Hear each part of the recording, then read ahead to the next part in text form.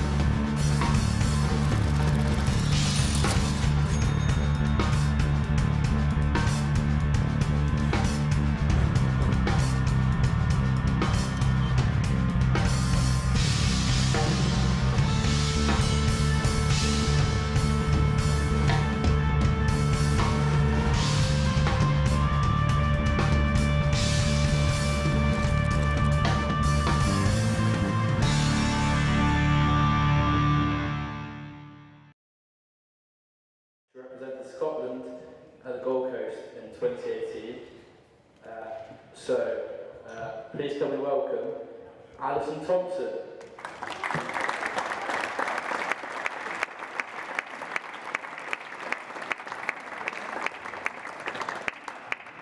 Secondly, from Alba Storm, it's their number 1 girl with the highest world ranking of 13. She's the Australian number 1 and a Commonwealth gold medalist. Please can we welcome Donna Lobban.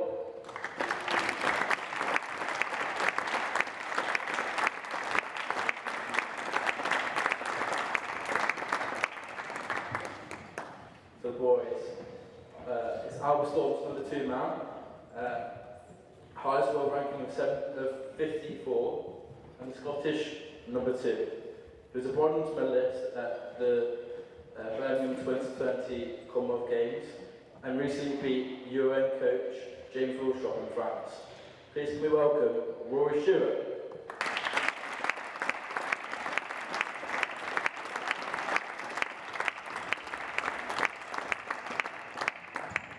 Next is Alba Storm's number 1. He's got the highest world ranking of 21 and is a Scottish number 1. He also won bronze at the Commonwealth Games in 2020 and is nearing 100 caps for Scotland. Please can we welcome Lovin.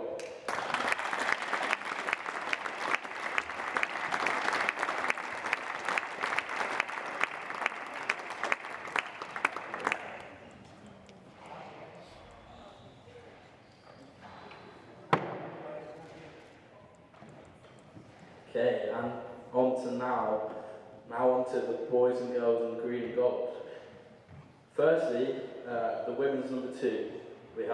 She represented Pakistan in the Commonwealth Games in 2020.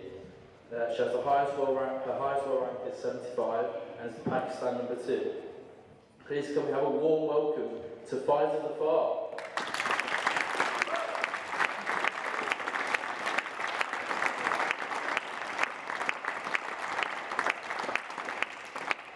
Next is the women's number 1.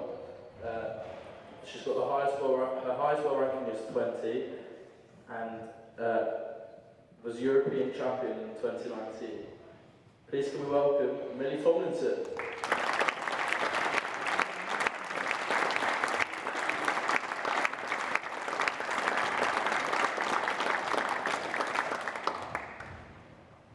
On to the boys. Nottingham's number 2 has the highest score ranking of 124. He's the Welsh number 3 and was part of the Nottingham University programme for 5 years. He's a self-proclaimed top UN squash coach. Please can we welcome Owen Taylor.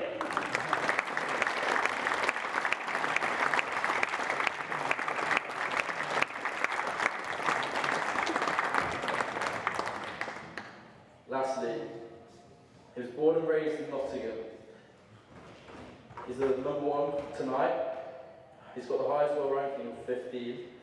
He won bronze in 2018 Gold Coast, and most recently in Birmingham he won gold. Please can we welcome Declan James.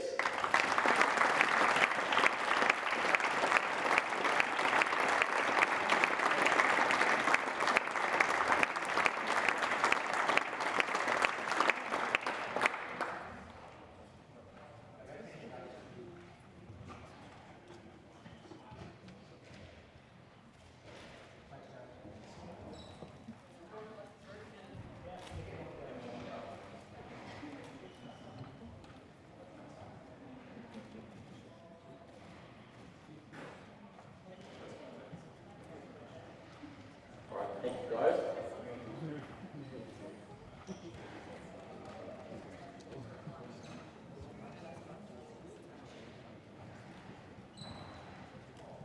Firstly, we have the men's number 2, so Rory Stewart versus Owen Taylor.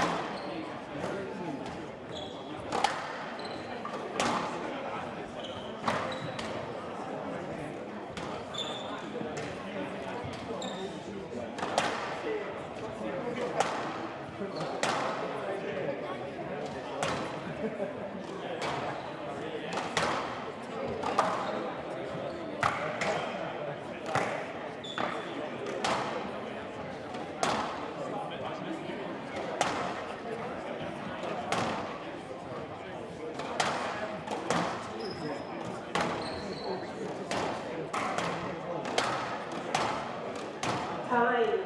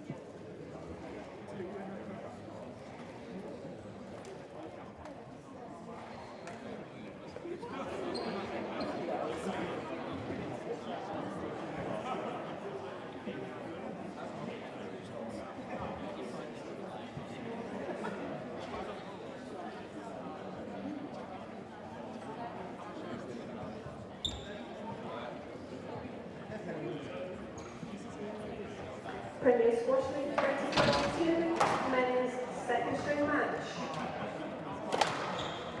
Stewart, Alba Storm to serve. Taylor at the University of Nottingham TC.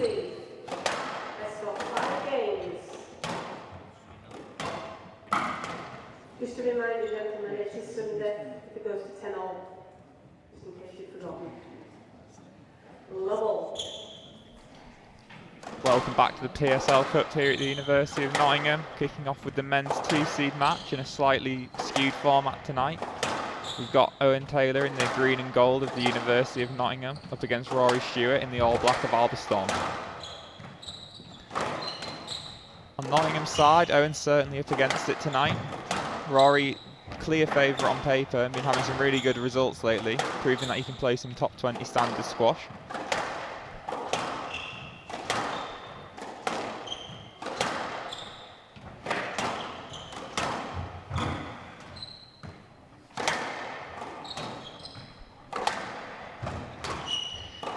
Good start though here from Owen. He's got moving Rory around the court nicely.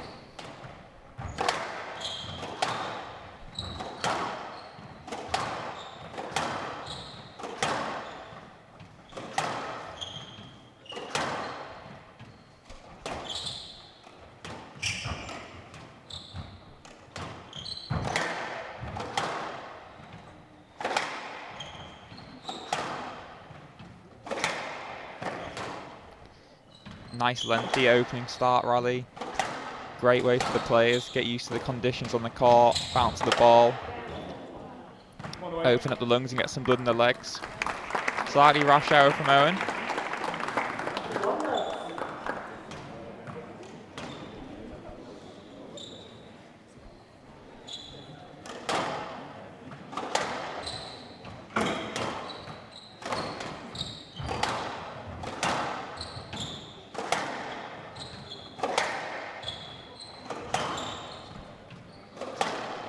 Really nice contrast of styles in this match for the squash purists. We've got the solid up and down orthodox nature of Owen versus the slightly mercurial erratic squash that Rory tends to play, so should be in for some good rallies.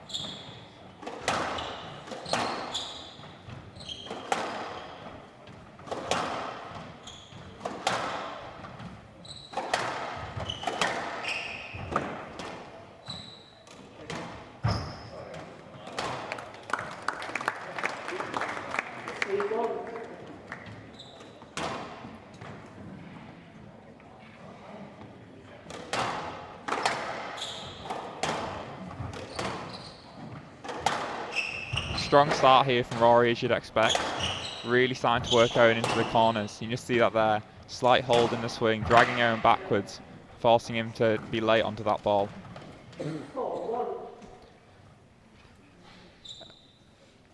I think what we'll see Owen try to do is look to keep the ball nice and straight and tight, cut down on any angles that give Rory the potential to attack.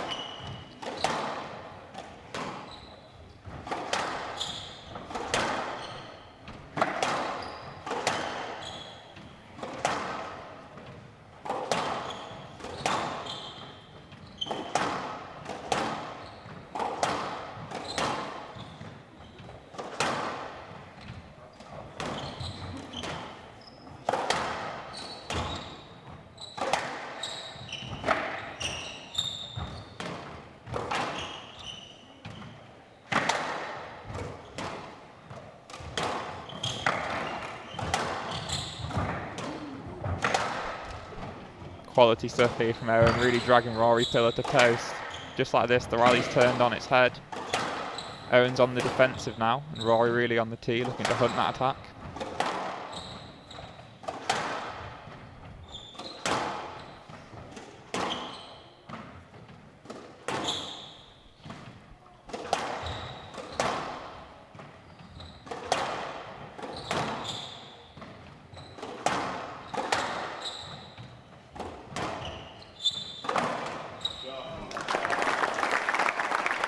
Lovely finish there from Owen. Awkward ball sprayed out in the middle. Stayed nice and calm. Whipped round that 2-all boast. Gets himself back towards contention in this early start of the first game.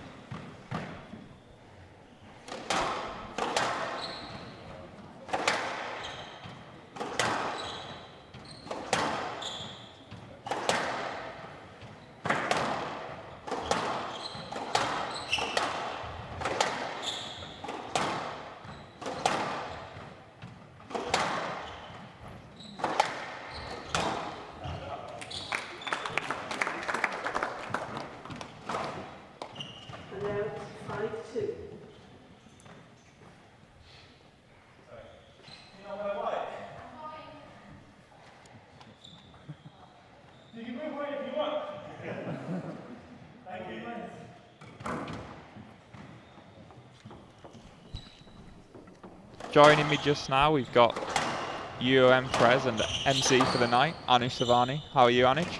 I'm not bad, thank you. How are you? I'm doing great. All the better now that you're here. Lonesome commentating is quite hard work without having someone to speak to. Is it? What are your predictions then? Tell us what you're feeling for the night and for this match. I think I have to predict you and win, don't I? I think we're in sharp form, as always, as the green and gold always are. I think this game is going to be interesting because Rory's in very good form, isn't he, at the minute?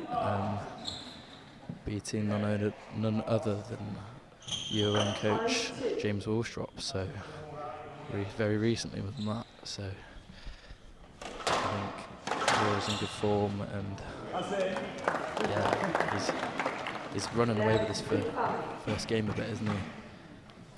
Yeah, it's been a strong start from Rory. Some nice shots going in, as you'd expect. Owen's really got to look to contain him, I'd say. I think being nice and optimistic in terms of the match prediction. I like that. UON's certainly up against it in every match on paper, but got to believe, home court, home crowd. Yeah, exactly. Support's there, isn't it? Some special squash could get through. Definitely. I think it's the passion. That's what we need. We have. And actually, while we've been talking, Owen's clawed his way back in touch here. He has. What's your prediction for this match? I think Rory's probably going to prove too strong, but I'd really like to see it not be a clean game sweep. So I think Owen's definitely got a game in him. Yeah. It's really hard to say though with Rory. He is prone to some slightly weak performances. I'm prone to some almost unplayable squash performances. So see who turns up tonight. I'm sure Owen will put up a fight no matter what form Rory pulls out the bag today.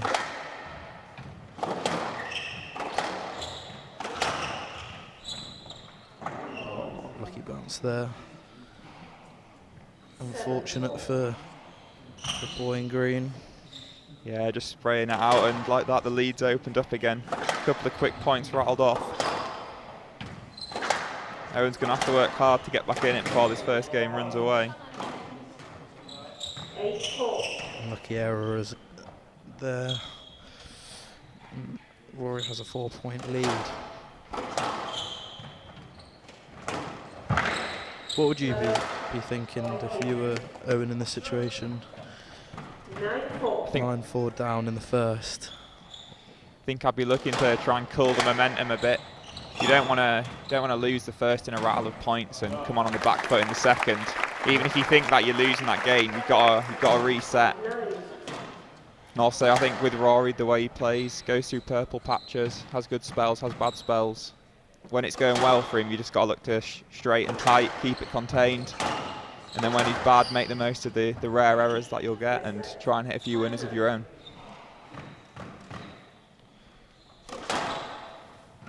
Got one back. What about you then, Anij? Put you on the hot seat. What would your game and match tactics be here? Probably put as much pressure on as I could, like knowing I'm quite far down. If I get a few points, I can put my opponent under a lot of pressure, thinking, oh, I've just lost a few points in succession. Like, I've got to win a point, right? That's what happens. Winner's mentality from Anij. As always. Doesn't always work. Well, we're at 10-5 here, and Rory's got his first game ball. Hit an absolutely beautiful 2-wall triple boast round, and Owen not quite able to get there. 11-5. A little bit of a cheap error. Owen not looking too happy coming off. I don't think he's really got going, to be honest. Yeah, must have been 5 or 6 errors there, and with the way that Rory can rattle off winners, you can't really be affording to lose half your game on your own mistakes. Exactly. What do you think's going on in Rory's head at this point, then? He's just won 11-5 in the first. 2 big games to come. Is he easy? Look to keep it the same and keep a stable mentality. It's really easy if you win the first quite easily, especially if your opponent makes a few errors, to turn off a little bit, and you can find yourself down in the next game. So it's all about staying on it, realising that you can't let up, and even a small drop in standard could lead with you in trouble. So I think he's just going to try and come on, keep doing the same. Even knowing that Owen's going to try and come all guns blazing in the second. Yeah, I mean, he's going to be expecting that. He's not just waiting for Owen to sit down and lose 3 love, so he knows he might have to put in a bit more work this game, play a few more defensive shots. But with the on paper, and I don't think they've played for a couple of years now, but with the recent results, he's got to be backing himself to get through this one. Yeah, definitely. Do you think Owen will be using the home court advantage in any way, knowing this court? I certainly think it helps a little. I don't think Rory's not a massive stranger. He's played here quite a few times before. He's probably got more match glass court experience than Owen does, having played a bit further up levels on the tour. So I wouldn't say Owen has a huge advantage here. I certainly wouldn't want to be playing Rory Stewart on a glass court with a 17-inch tin. I'd back you, to be honest, Will. I'd be backing myself, but it's not my dream evening, Anij. Not my dream evening.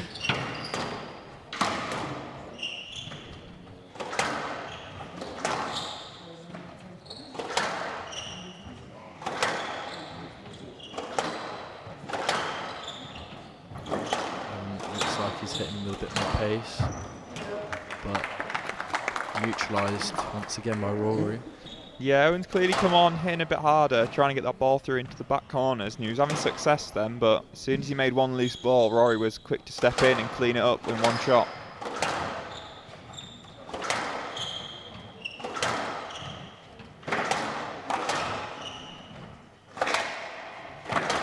Big wind up for that one. Huge one.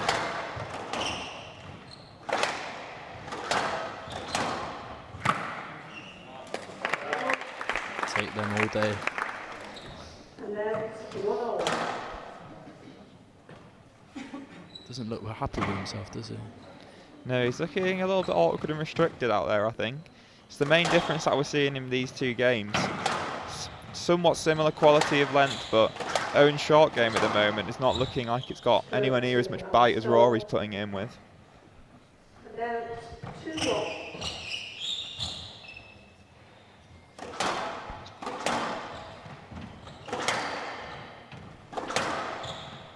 Any other match score predictions for the night? Have you got any hot picks, any upsets? For the night, ooh, I think Stroke to University of Nottingham. Declan and Greg could be an interesting game. I think that might go to 5 maybe. Seeing, well, depending on which Declan James turns up. Yeah, he's been having a few struggle results and a few struggle with injuries recently. Falling to a certain Simon Herbert, I believe, in a French 20k just a month ago or so. Really? Simon's been on a great run though. Getting through Wilstrop in the London Open last week. Right. Might not be as bad a result as it seems, but we certainly will have to see which deck turns up. What about on the girls' side then? Any predictions for those? Well, the Alba Storm girls are pretty strong tonight, aren't they? Yeah, certainly not a bad lineup. Ali, very, very solid number 2, and she, as most of our viewers will recognise. 4-2. Donna Lobban's name there. Yeah. Commonwealth medalist. It's going to be an interesting one, I think. Millie's just returning from an injury, not just, but hasn't really found top form yet. But let's see if she can pull out good form today. I think that could be interesting if Millie gets going and finds a bit of form, or finds a run of points and gets into a game. You never know. I think maybe that could be the one that we'll need to win at 1. Donna's retired, isn't she? So yeah, retired from professional squash. Quite an illustrious career. Yeah, so it might be out of practice. Just a little bit hoping. Wishful thinking, I think, from Anage. Well, we've been chatting, and Owen's been putting in some hard work. He's 5-2 up here. Yeah. It's been some good stuff from him, and just also a little bit of few errors from Rory, and I think a little bit of a switch off, but exceedingly hard to just keep steamrolling. Yes, let's. Few decisions by the ref. Interesting decisions. What do you think of those couple? Getting a bit scrappy. I think as a ref, it's so important to put some authority down early and show that you not want to give away, especially cheap strokes. The worst thing you can do as a ref is give away cheap strokes early and then have the rest of the match players constantly stopping to ask.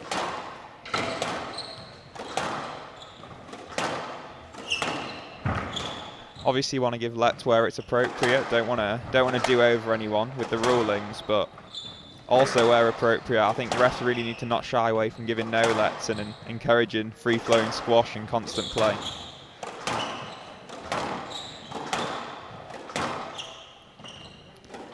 Bit better rally here. Don't think a few decisions not too surprising. These are both quite big guys, definitely over 6 foot each, so a little bit of traffic's to be expected.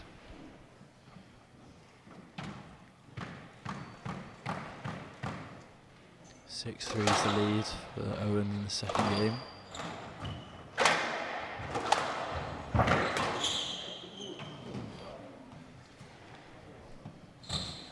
And out 4-6.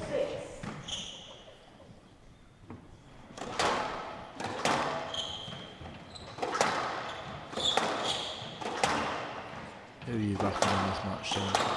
Your score prediction from you, Will? Feel like as a biased commentator, which I'll freely admit, I am backing Owen from a personal standpoint. from a realistic commentary standpoint, I think it's hard to see him actually coming through to win this. I think Rory's experience and recent form will likely prove too much, but I do think Owen can definitely at least get a game. Yeah, I agree. He's a lot better than his ranking would suggest at the moment. Down in the hundreds, but he's been getting some good results this year as well. You know, he's beaten top 100 guys before.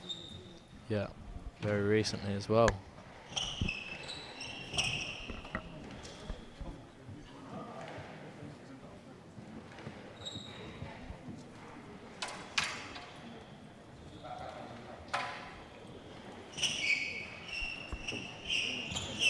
Warm one in here tonight.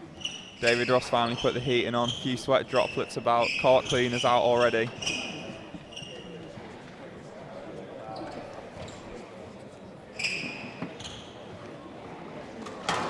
There's a few of those loose shots we were talking about. Thank you.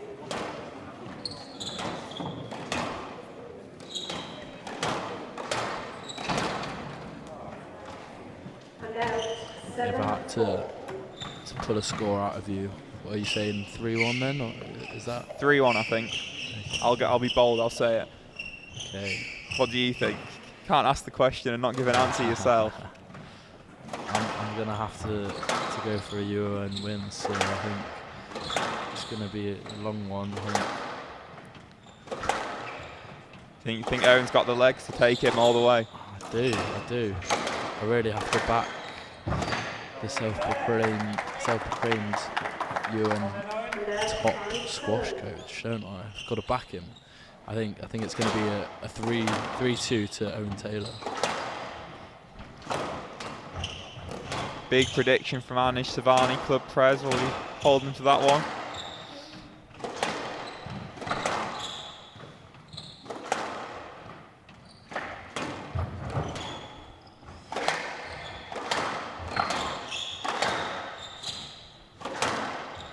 Lovely straight work from Owen here, keeping that ball within a few floorboards.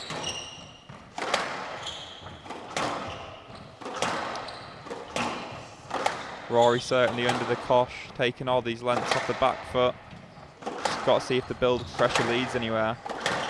As Owen knows, can't hit anything loose or come straight on the end of it against such a quality player.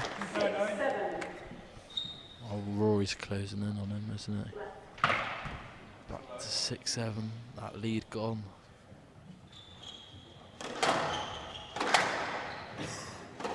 What can you do then? If Rory's been really consistent with length, what are you going to do in that situation? Someone's hitting, he's under the caution some rallies, but staying in it and then just hitting quality length. What goes through your head? Are you trying to make something happen or just trying to do the same?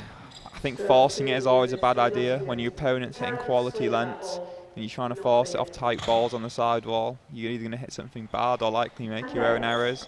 I think Owen really needs to look to keep that ball nice and straight, wide, deep. Whatever he's doing, hitting to the back corners with quality, mix up the pace, keep Rory guessing.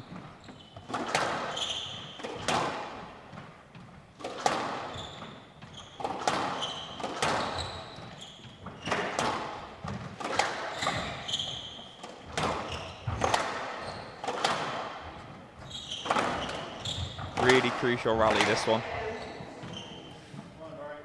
Commentators curse a little bit then. 9-6 is really running away from it in the game, but 7-8, your opponent knows that they're back in with a shout.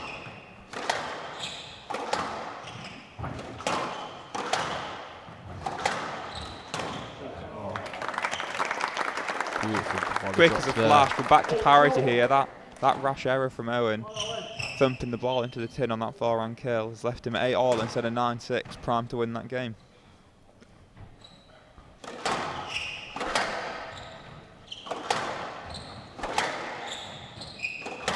Do you think Owen's game plan changes from... Oh, big decision. Stroke. Do you think that's a stroke? It's a tricky one when players are moving around the ball, especially. Probably not for me. I didn't think he was that wrapped up, and by the time that he was actually ready to hit that ball and was in position, Yeah, by the time he was ready and in position to hit that ball, it was probably only a yes let.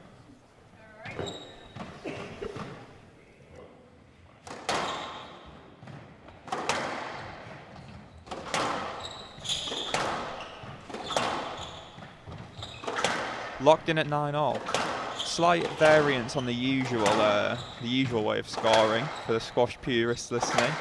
PSL Cup doesn't use a 2 points clear at 10-all. They just play sudden death. So, who would you back in a sudden death? I think that's anyone's game, isn't it? Well, we've had a couple silly errors from both players, and I think with the start Rory had in this game with lots and lots of errors, I think it could be Owen's to take.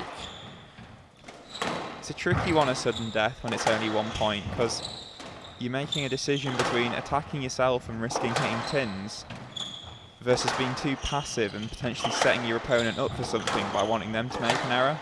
It's a real fine balance that you don't always see in the in a 2 clear, where you often have a cushion. How would you approach a sudden death at 10-all? I think in general the same as every other rally. You don't want to do anything to throw off your mental.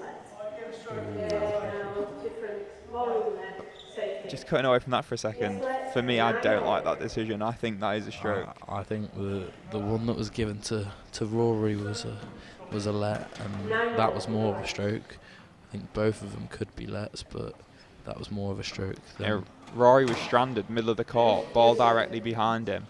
Owen's there, ready to hit any forehand he wants. Straight drive, certainly going to hit Rory. Even a cross court could have caught him on his body, so.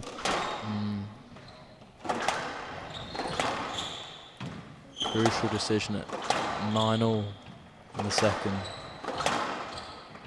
Could that cost the University of Nottingham? Certainly could be hugely costly. I think the other side of a decision to think about is not just its effect on that point. It can also be the effect on a player's mental game, or even the accumulation of multiple decisions perceived to be going against your way. It can really affect mentally. Oh, tin. Just catching the top of the tin though from Rory. He won't stop pushing short. Well, it's come to bite him, hasn't it? It's game ball down.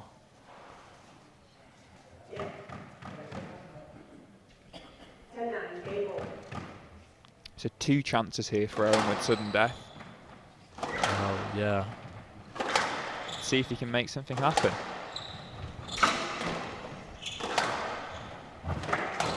A chance for both of them if Rory wins this, isn't it? Oh, enforced error there. Just clipping the edge of his strings, or string's gone. Was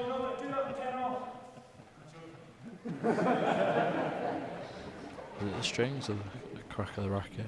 I think he's just broken a string, so as normal, a lot of time for Owen to go and change his equipment and get a racket without a broken string.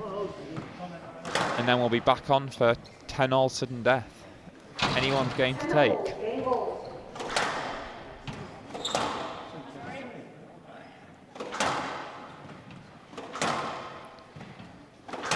There's different coloured strings in Owen's racket to before. That could potentially have an effect.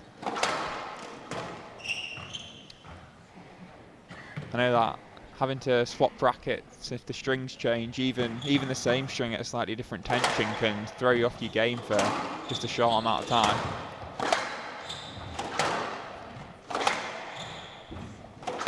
He's come out firing in this.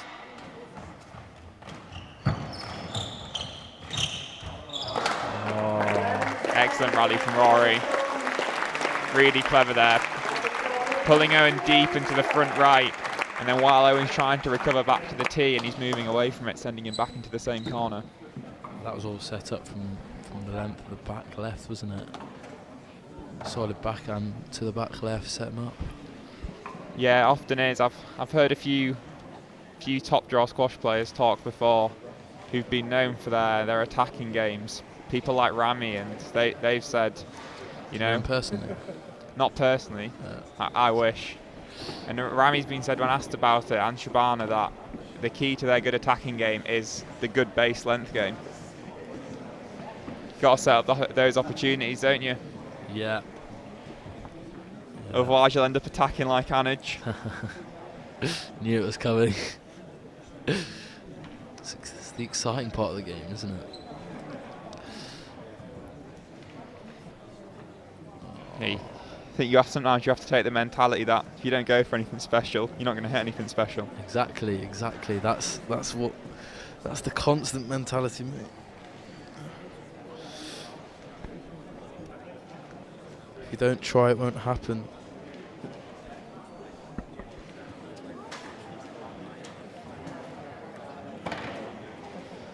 Alba Storm with a 2-love lead in this first PSL match.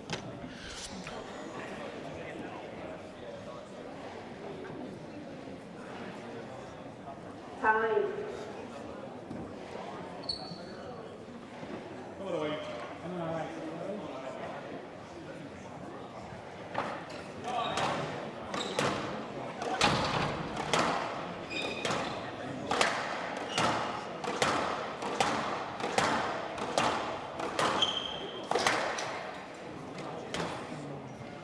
So leads against the line.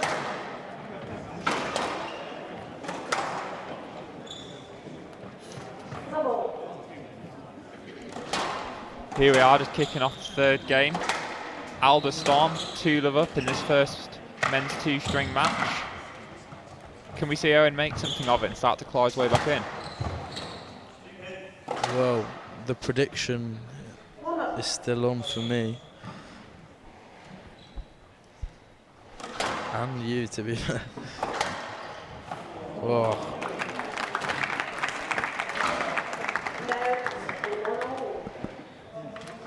Let's hope that gives him some confidence. That extremely good width.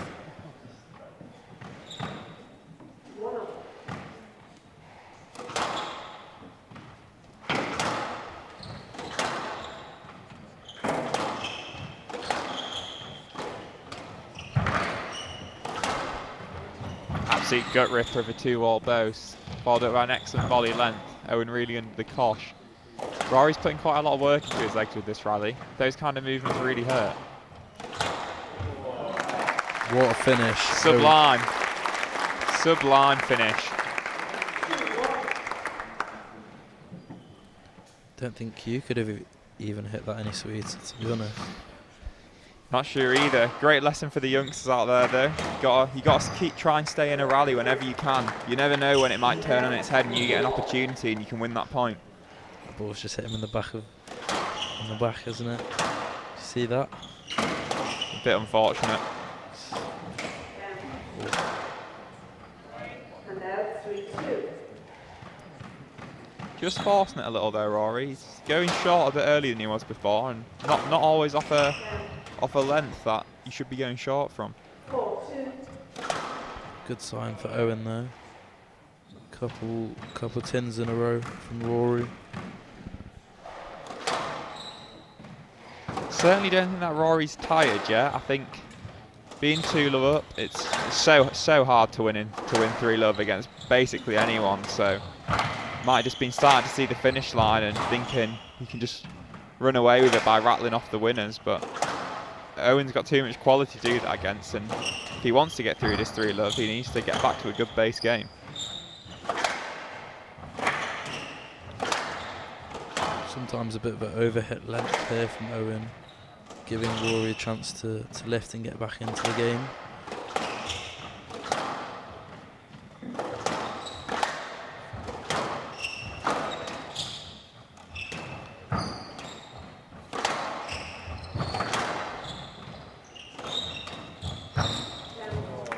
Put himself under a bit of pressure there with that loose boast, isn't he? Yeah, another excellent 2-wall boast from Rory, really dragging Owen up through into the excess front of the court.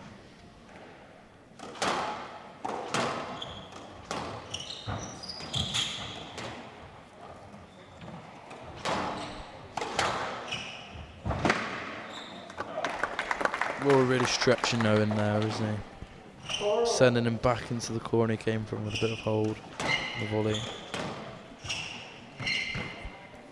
Yeah, really skillful play, Rory. Just a very slight hold at the top of most of his shots in the swing, and subtly adding work to his opponent's legs. He's not playing a super fast pace here, but just that slight hold and uncertainty on every shot, making his opponent do that slight bit more work, really adds up through the rally and builds the pressure.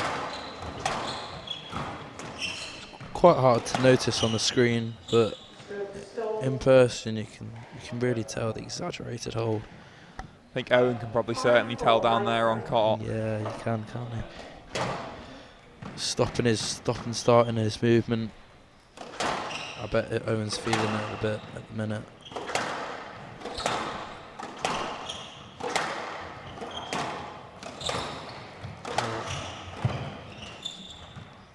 Lovely little hold there. There's a stop and start of the movement. Not quite where he aimed for in that drop shot, but he got the job done, catching the sidewall first and staying super far up the court. Yeah, he did make Owen stop, didn't he? Just right in the middle of the court. It's hard to push off after that. That little bit of hold just allowing him to hit a slightly lower quality shot, and through Owen's late start to the movement, it doesn't really matter.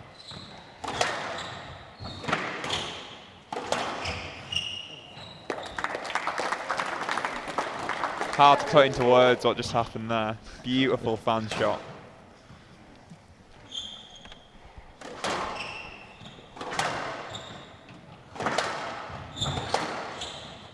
I think the crowd was stunned into silence there as well. I only heard a few claps. Yeah, the crowd seem a bit quiet today, don't they? Something to get them going. There we are. Nice slam dunk by Owen. And now it's 5-7.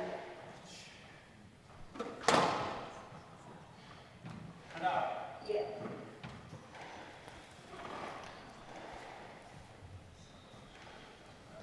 5-7 here for Owen. He's certainly still in this. It's not over yet.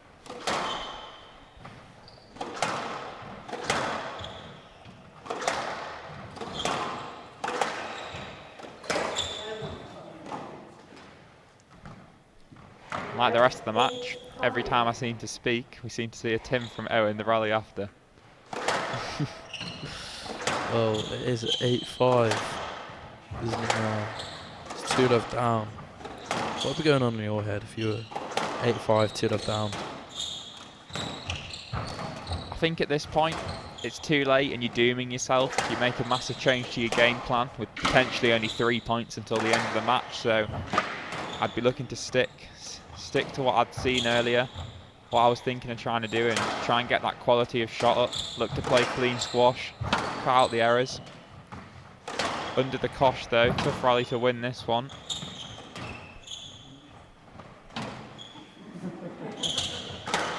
Crowd enjoying the back wall boast, but can't quite make that held straight drive.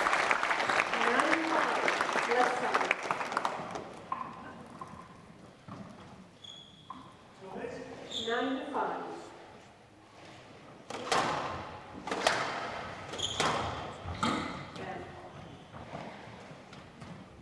10-5, match ball. Getting to be a bit of a tall order now. Match ball to Rory. As much as it's looking like our predictions, zone clause one back, but as much as it's looking like our predictions won't be coming true, I really think that loss of the sudden death in the second game was not what Owen needed. No, definitely not. I think a couple of these decisions got in his head. A couple of silly errors, a couple of tins caused by that mental blockage, but it's Rory taking the match, nicely squeezed on the sidewall, and Alba Storm take the first match, the men's 2-string, 3 games to love. Be a short break now, and then we'll have Zafar playing Ali Thompson.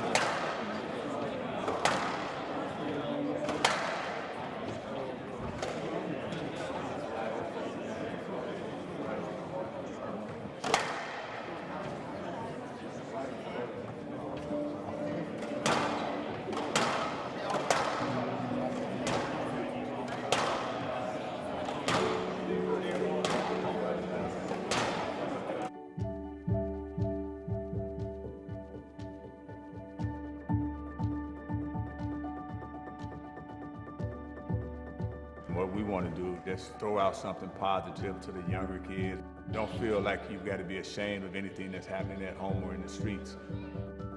Change can come through these programs, and I've seen it change lives. 1, 2, double jab. 1, 2, double jab. These are socially isolated young men. This is a program about friendship. It's about connecting people. It's about supporting each other through tough times, because that's really what we're here for. Programs like Photo Voice allow a group of veterans to work together to solve their own problems. They said that this is the way that we do things in the military. We plan a mission, and then we do that mission together.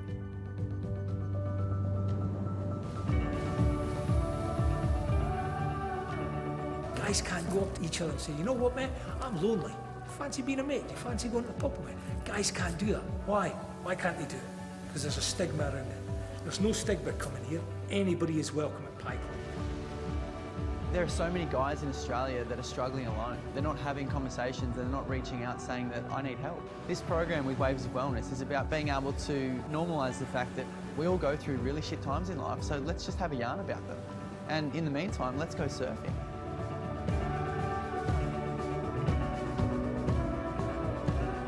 For a population of about 1,000, I would expect 5 young people to die every year from suicide. The best way for us to heal is that we need to heal ourselves. So on the land-based program, the young men and boys, they grow up with a well-known hunter, learn how to live off the land, they learn the culture. These guys are alive.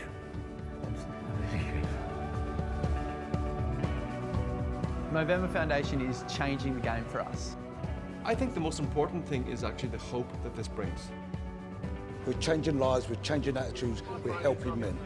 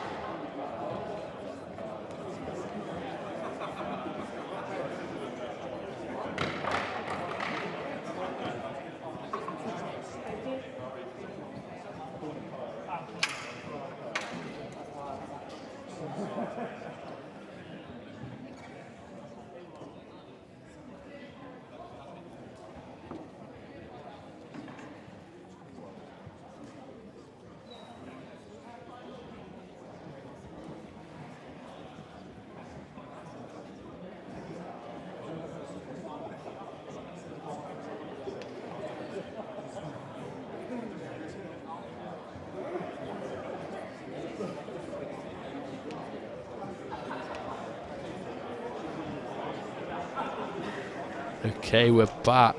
Next on court, we have Alison Thompson versus our very own Zafar. And with me, I have our very own sports officer, Sean Nolan. How are we doing, Sean? Evening, Anaj. How are things? Not bad, thank you. Not bad. How are you? Did a great job on the announcing at the start. Well, so you could tell you're a little bit nervous first time. But yeah, first time. Did a good job, settled into it. Yeah, I was shaky start, but yeah. When were the Birmingham Commonwealth games again? Well, just had some feedback. It was apparently I was saying 2020, it's actually 2022. I was there myself, did some volunteering, but yeah, pressure got to me. How are we finding this event then, Sean? Good, it's a great turnout. Well over 100 people here. I think it was sold out actually, which is brilliant. It's what you want to see. Yeah, it is, exactly. What are you expecting from this game? Well, Alison's quite a strong player. Yeah, Alison's quite a strong player. Just returning from injury, but very, very strong. Lots of experience. Obviously, represented Scotland at the Commonwealth Games in 2018, Gold Coast. So lots of experience under her belt. Oh, collision there. Taking the wrong line there, Alison. Good volley, but yeah, I think Pfizer's got more recent games under her belt, but Alison, gone the wrong way a couple of times early in this game. Big send the wrong way there. Yeah, that's an unfortunate shot. Yeah, lively start though. Lively start. What do we think about the matching racket to the kit for Pfizer? It's good luck, isn't it? Anything that's green and gold we'll get behind here. Distinctive racket strings and frames. We're happy, Anaj. We're very happy with that. Very happy. Branding department are very happy as well.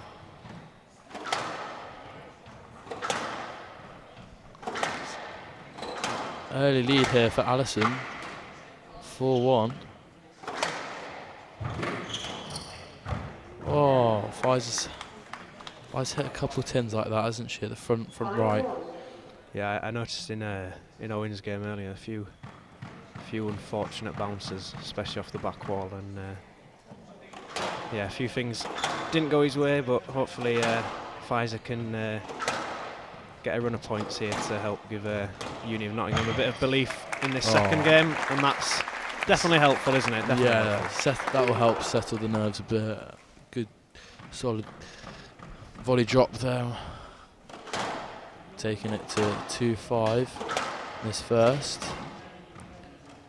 Oh, good length to set up the loose shot from Alison to open up the front of the court.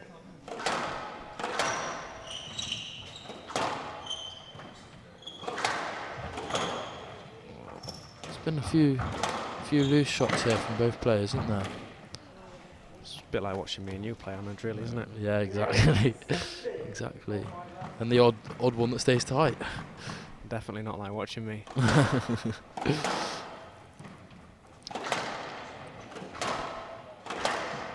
Neither of them really found their width for length yet.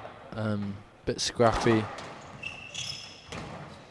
But yeah, clinical finish.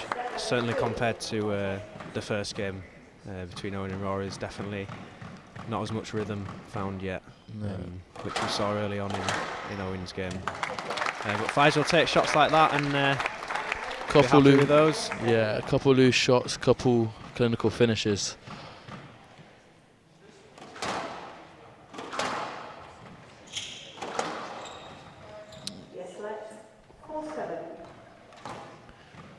Good decision in my books. What do you think about the decision? It's probably the most underqualified person here to comment on that. I'd have to say Let is a fair decision there. I agree. Clinical finish again there from Pfizer. Back in this game, 5-7 from being down quite a bit, but just stays in court.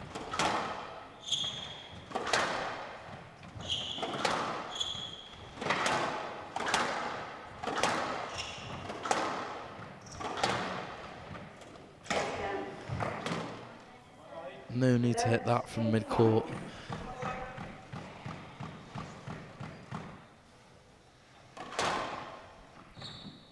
Just trying to force it a bit, to be honest. It's a big occasion for her. Large crowd at the home. It's like we said earlier, just needing to settle in and find a bit of rhythm, and Pfizer's squash will speak for itself.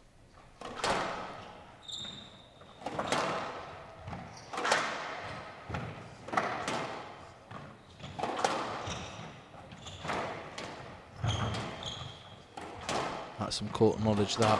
Stays very short at the front, this court. Oh, the favoured return though.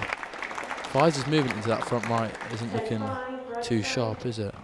Do you think that's still a problem with the ankle and the knee? Obviously, when you have injuries, you worry about the kind of long-term impacts that they can have.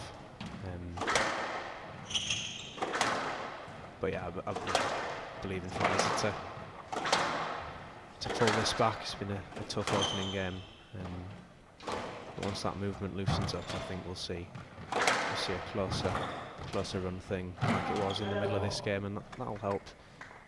Just moving the ball well there. Couple quick exchanges, quick burst there into that front right.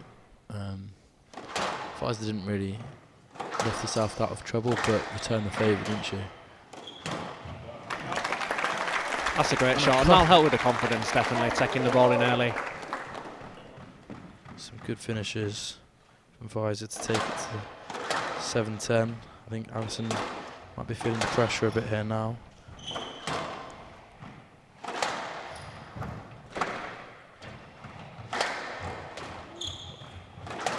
She's played on there. Oh. It's a good first game from Alison. She'll be happy with that. Yeah, solid performance from Alison. What would you say Pfizer needs to do for the second game to bring herself back into it? I think she just needs to settle, and by that I mean keeping the rallies by hitting some length and not going for shots that she doesn't need to.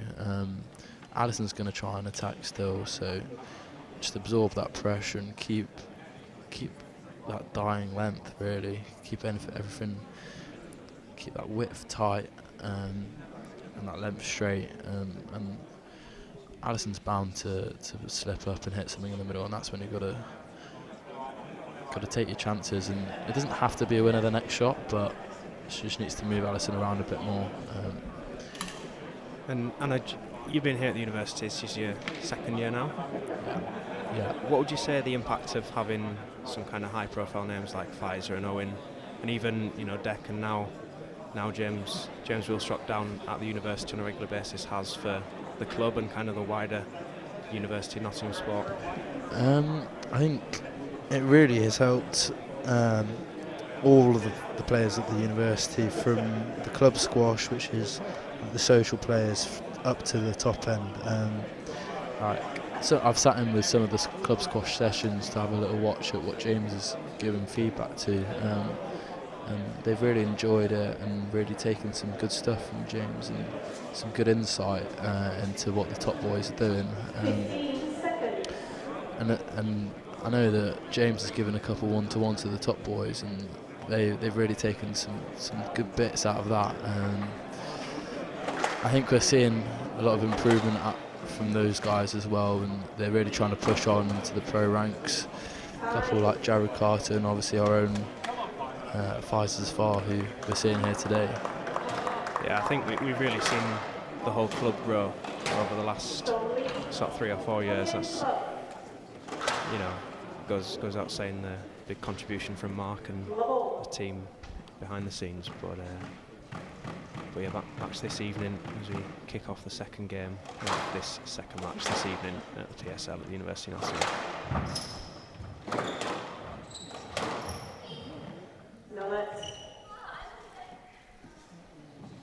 Some loose stuff still here from Pfizer. Yeah.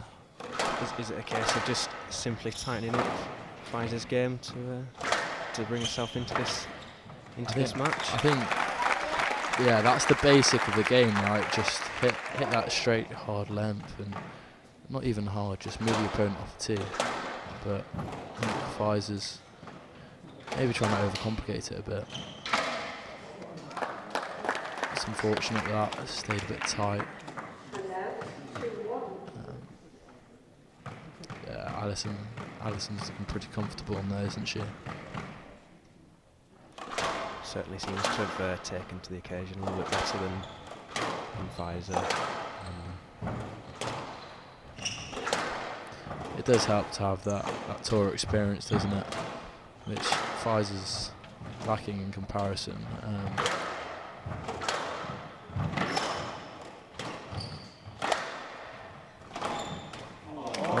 That's a great shot. That will help her club confidence, won't it? Absolutely. Took the ball much earlier there and it's paid off. Really under the cosh on that rally, and good winner to. Ooh. That tight length still hasn't been hit from Pfizer. Clinical finishes though. Don't need to hit tight length if you're going to hit shots like that. I only wish I could. I know.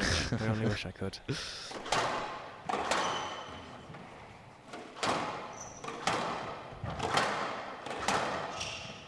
Again, it's loose there from Pfizer on the volley. Oh. This is better from Pfizer, just easing in, loosening up and playing some tighter shots, especially going into the front, which is benefiting her a lot. Is this the first lead for Pfizer? 4-3.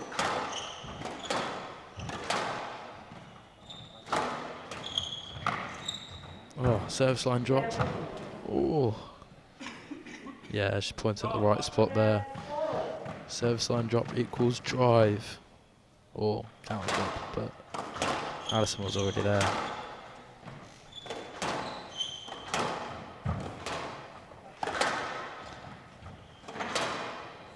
Yeah, I think Pfizer's game plan's looking better in this game, isn't it? Yeah, certainly much tighter than it was at this stage in the last game, and another lead for Pfizer.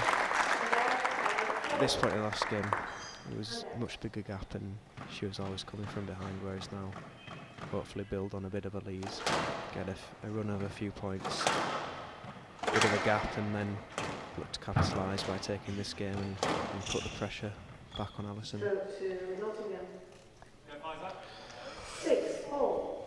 Coming to the end of this second game, can I ask, what is your score prediction for this game, or for the match? 7-4. I think if Pfizer can take this game, you'll see, the atmosphere pick up a little bit, the crowd really start to get behind her, and that confidence will only grow and grow, and I can see this, with the win of the second game, I can see this being a win for the University of Nottingham, possibly 3-1. It'll be a much tougher ask if we go 2-0 down.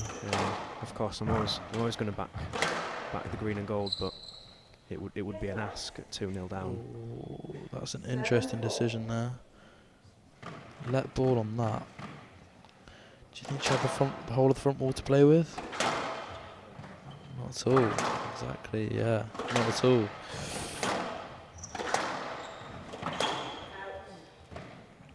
I think that decision's got into Pfizer's head. She thinks that was a stroke. So do I. Just spotted in the crowd. Not only have we got some Commonwealth squash gold medalists knocking about this evening, but we've a Commonwealth table tennis gold medalist, Alexander Perry, still in the corner cheering the team on. Always good to see.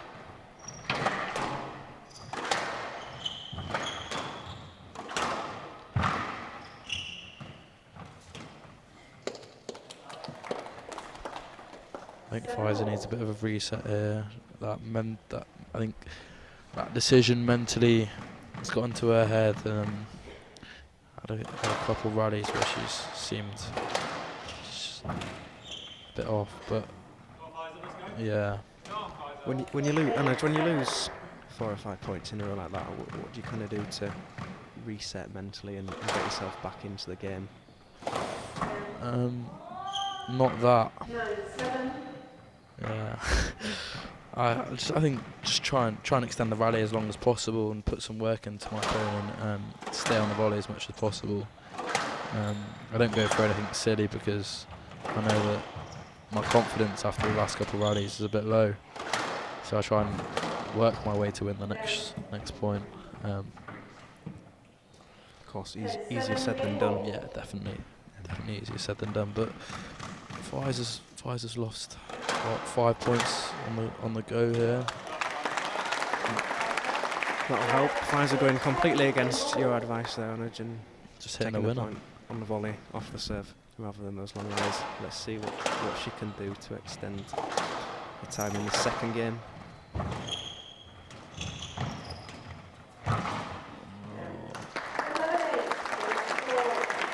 She went 7-5 up, and you got to credit the mental effort from Alison there, being down, going down in the second. We were talking about how Pfizer might be winning the second game, and Alison's come back to put in a good performance, and just got Pfizer moving about the court. You can see on that there, using the deception well.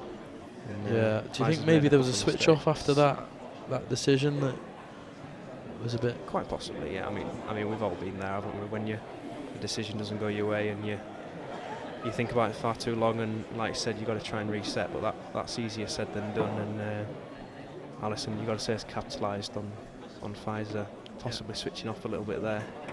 What would your advice be to Pfizer going into this third game now?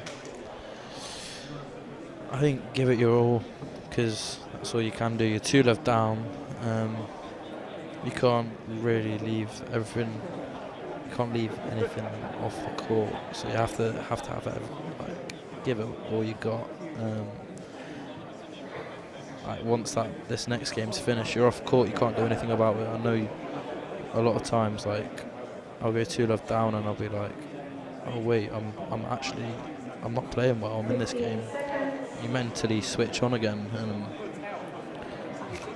that happens. Like, you mentally start a game and just mentally just not be there. But I think, yeah, she's got to give it everything and just forget about the score, really. I think just use this game. You know, it's a free hit, 2-0 down. Put everything into it, not necessarily think about the score, and then just put your best squash on show for the home crowd. Hopefully get behind her for this third game. Yeah, think about your best squash, really. Yeah, that's some good advice. I agree.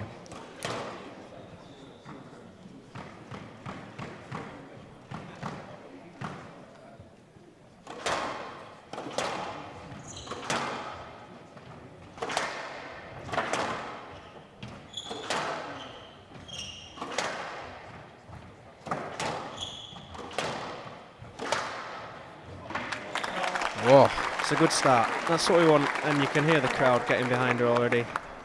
Brilliant start for the University of Nottingham in this third game. Alison's gone the wrong way a couple of times, hasn't she? I've gone the wrong way a couple of times from up here as well,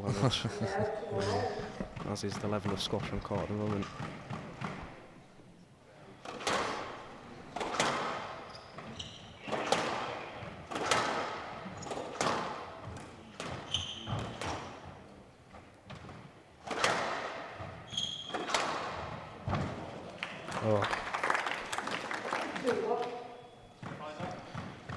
Alison seems pretty comfortable, I guess. But I think Pfizer needs to, she's doing what she needs to do at the minute. Just get some length under this half court stuff. There we go. That's great length, isn't it? Yeah. Just pushed Alison into the back corner, and Pfizer back in it at 2-all.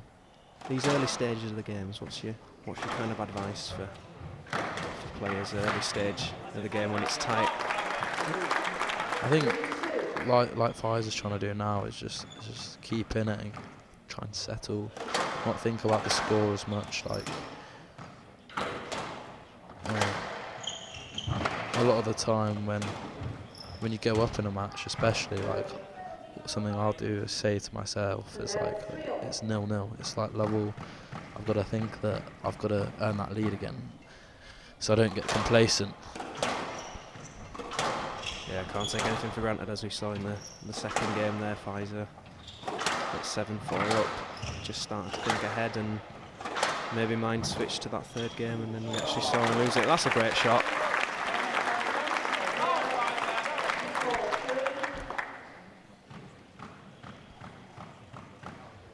Pfizer's pushing on this game, setting the lead as she did in the last game, but let's see if she can capitalise this time. Great lift there. Yeah, forced that error with a nice height. 5-3 left. Come on, Pfizer.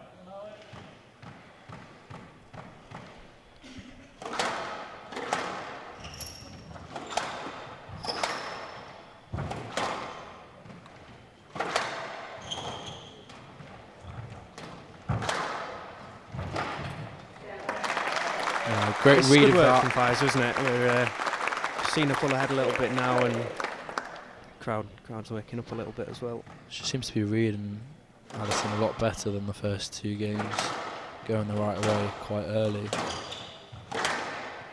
And Alison seems to be doing the opposite. Just can't seem to read Pfizer because she's getting on the ball so early and adding a little bit of a hold. So she's not able to know which way Pfizer's going to hit that ball. Oh, clinical finish there from Alison. It helps when you got shots like that in the locker, though, doesn't it?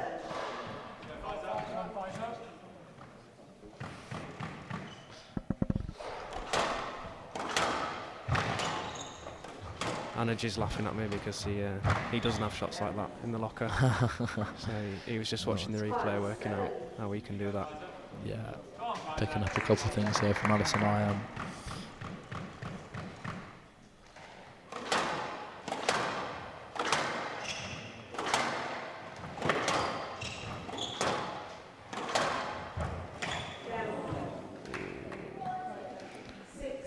Same position as we were in the last game.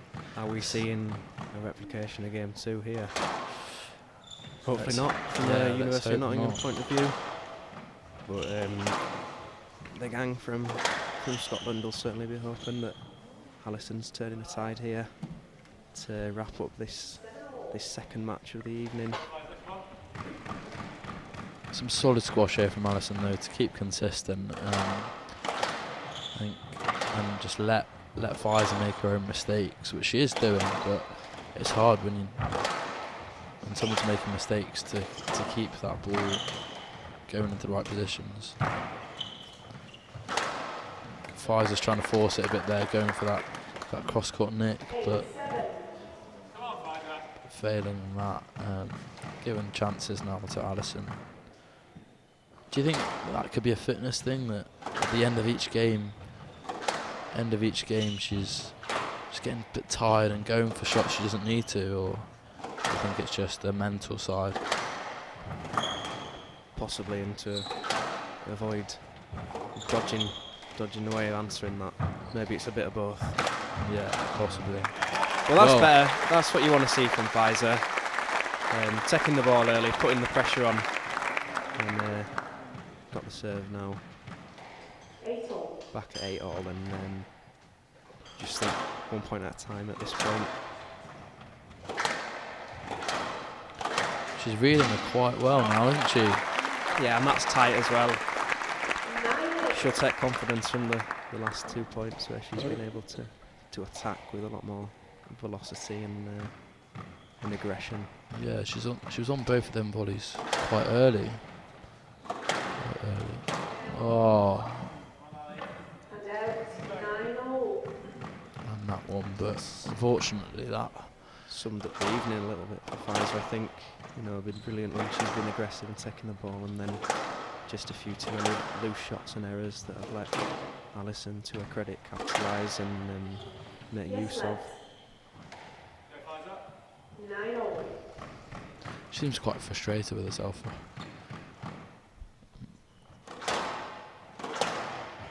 She's bouncing about, ready to put some more effort in.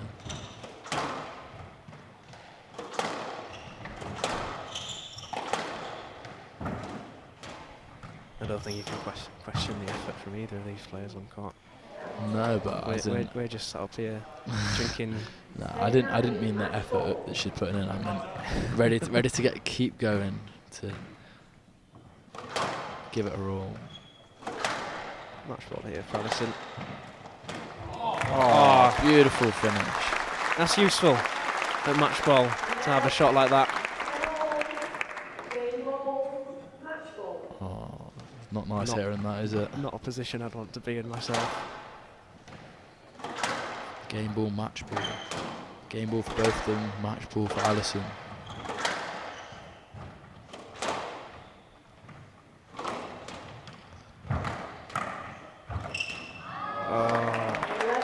That's a great game from Alison, and a brilliant effort from Pfizer. Great effort.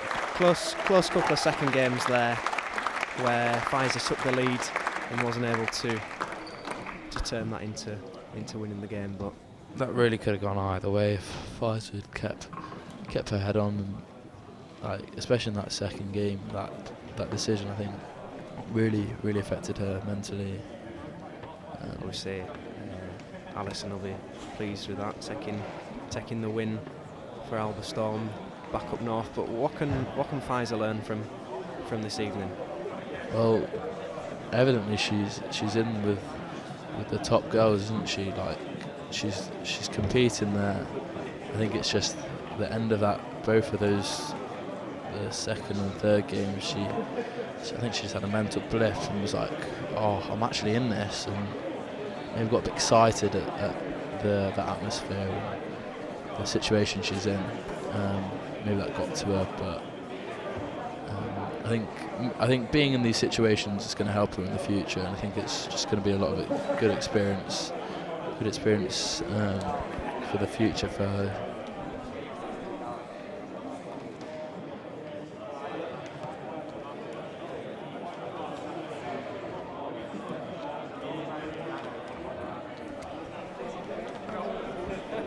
So here at the University of Nottingham, and especially the University of Nottingham Sport, we're supporting the Movember campaign this year. Movember is the leading charity looking to change the face of men's health across the world. The three main focuses of Movember are men's mental health, testicular and prostate cancer, and they do a lot of great work in helping research those diseases and create social support groups for men across the world, and specifically as we'll be talking about within sport. We've had £50,000 raised across the university, and a load of the students and staff are getting involved in promoting the campaign across events like today and throughout the rest of the month. You know, we got to a point where I kind of shut the world out. I didn't talk to anybody. It's prostate cancer that's gone all over my skeleton. And there's too many of us dying. So enough of it. All I thought was, to be a man, you had to be strong, you had to be macho.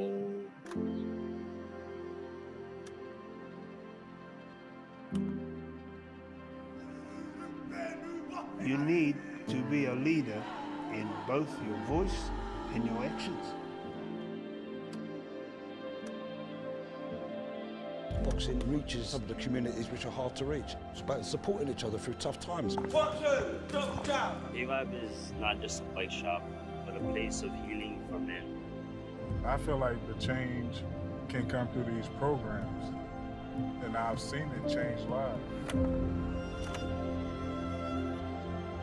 Things that I could only dream about 5 years ago, even 5 years ago, are now reality in my clinic. It isn't just going to advance my own work, it's going to advance the work of a number of projects here, and that's ultimately going to lead to the advancement of a number of possible new treatments. I see this as our standard, and I could not go back, and I would not go back to an old-fashioned clinic-based follow-up for well people. Ask the right questions. So what are the right questions? I didn't have to check them. I didn't have to ring the doctor. I didn't have to ring you. It was all there. You know those guys are keeping an eye on you. Being exposed to research is really what saved my life. The COVID crisis has taken away the stories is coming.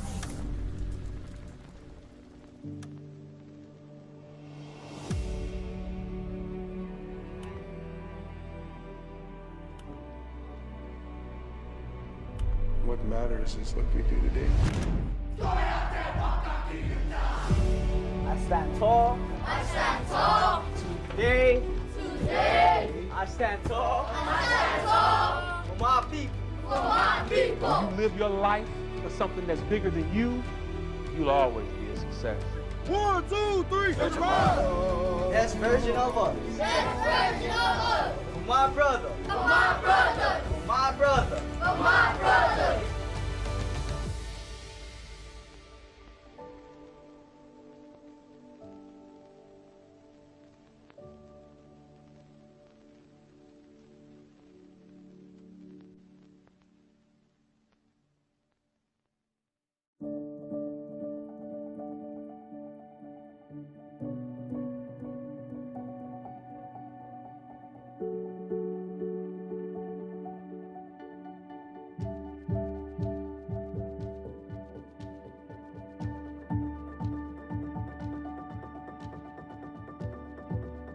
What we want to do is just throw out something positive to the younger kids. Don't feel like you've got to be ashamed of anything that's happening at home or in the streets. Change can come through these programs, and I've seen it change lives. 1, 2, double jab. 1, 2, double jab. These are socially isolated young men.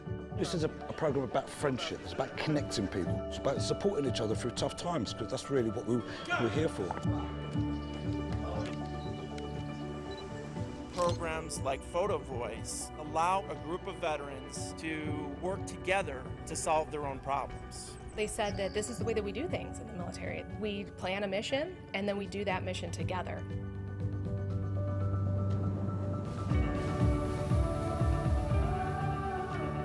Guys can't go up to each other and say, you know what, man, I'm lonely. You fancy being a mate? You fancy going to the pub with me?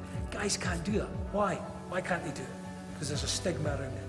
There's no stigma coming here. Anybody is welcome at Pipeline.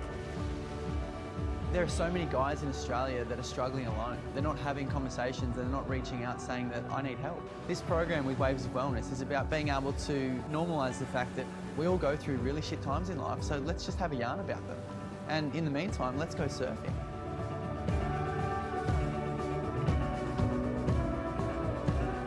For a population of about 1,000, we expect 5 young people to die every year from suicide. The best way for us to heal is that we need to heal ourselves. So on the land-based program, the young men and boys who grew up with a well-known hunter learn how to live off the land, they learn the culture. These guys are alive. I'm really grateful. Movember Foundation is changing the game for us. I think the most important thing is actually the hope that this brings. We're changing lives, we're changing attitudes, we're helping men.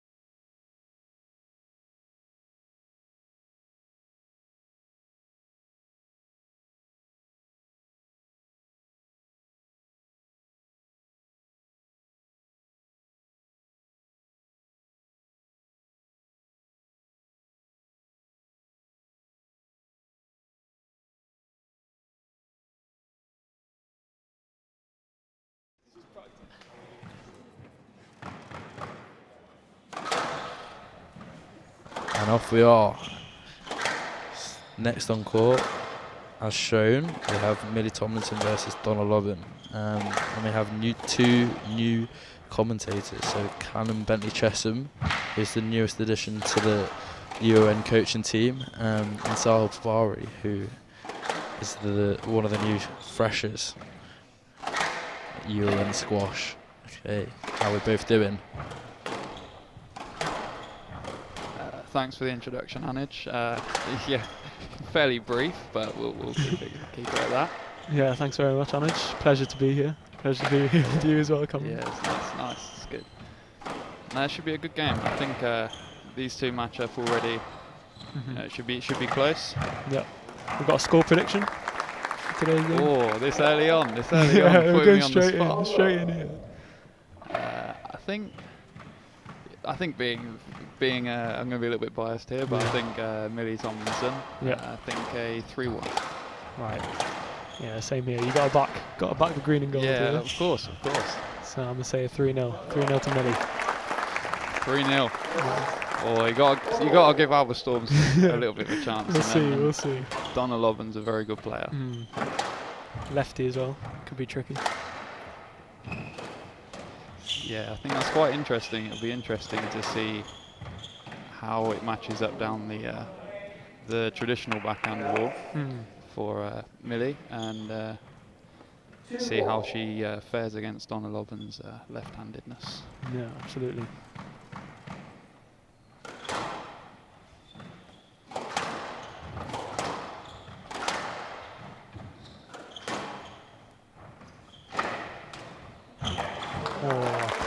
Quality little boost there. Lovely shot, perfect fade across the court for Fully that. intentional as well.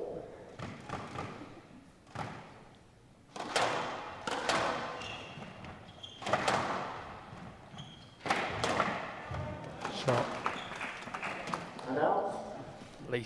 Lethal weapon from the back of the court. Clinical there.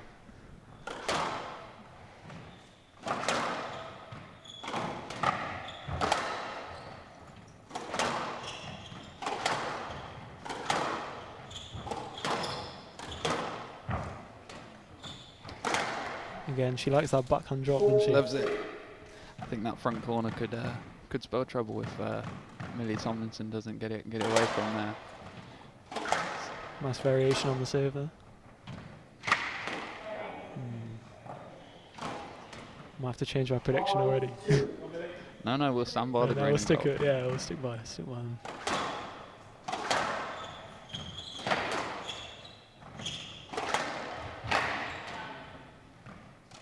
Pace on that. Sure.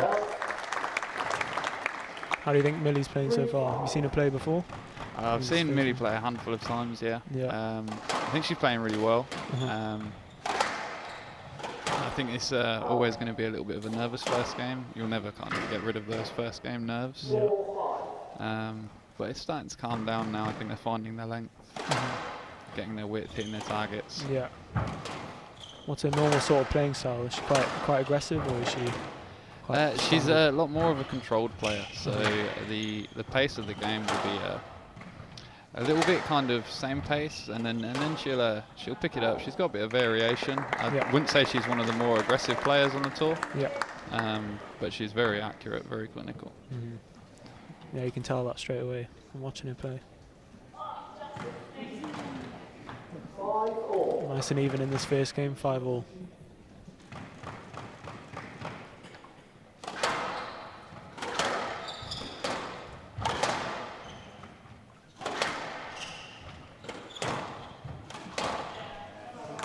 Taxi.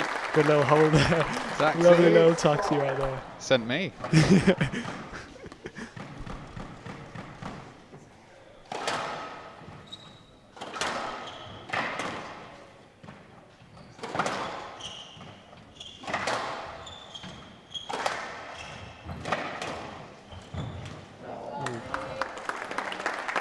Don't know how intentional that last one was, but tough one there. I think she worked the position well, just didn't quite execute that drop into that forehand or backhand corner. Yeah.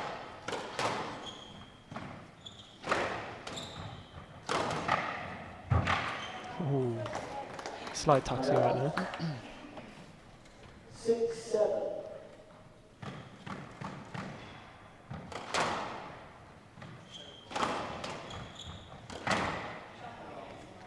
Was that up? That was good. That's a good little hold. That was good. It there. was a lovely hold. I think I seen you go right a little bit. You did. You caught me moving. Caught me moving there. Nice little bit. Got to watch out for those ankles. We're sitting down and my ankles are going.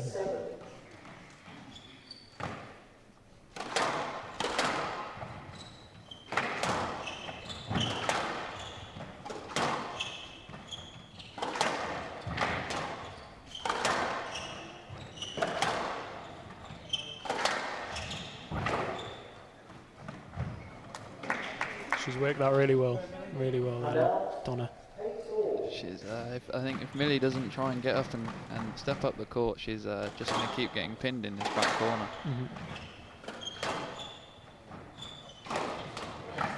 Oh, lovely shot. Right from the back as well.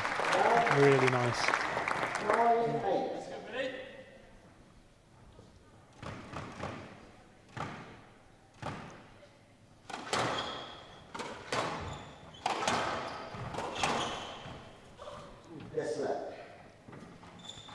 Nottingham's looking to get their first game of the fixture here. Previous 2 games 3-0, wasn't it? Yeah.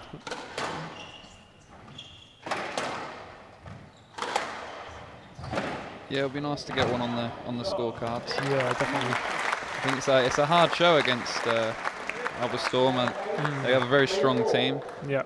I think matched up towards the green and gold. Millie's done really well to get in front on this. Yeah. Hopefully. 2 game lose. Hopefully she can convert on this one.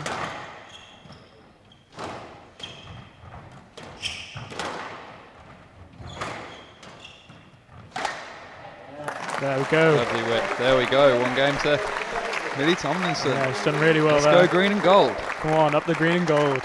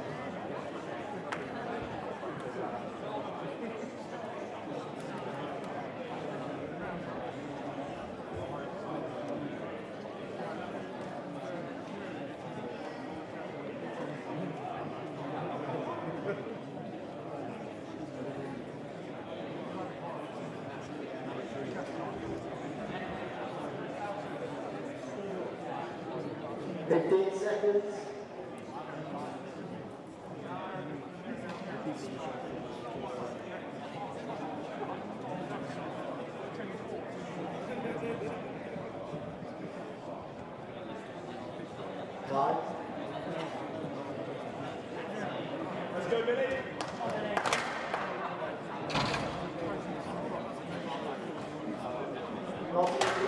One game to look.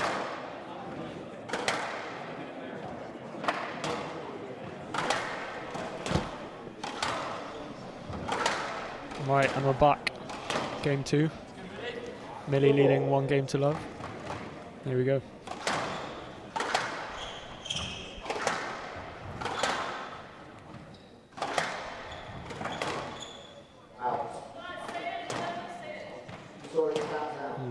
What are we saying on that one, Colin? It's tough to call. Tough call, I think. I think it was out. Yeah, I've seen it was out. Yeah, I'd say definitely out.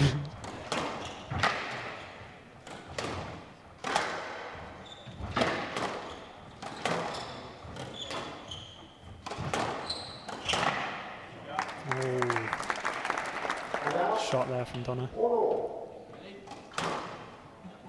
Slightly heavy movement out of that back corner for Millie Tomlinson.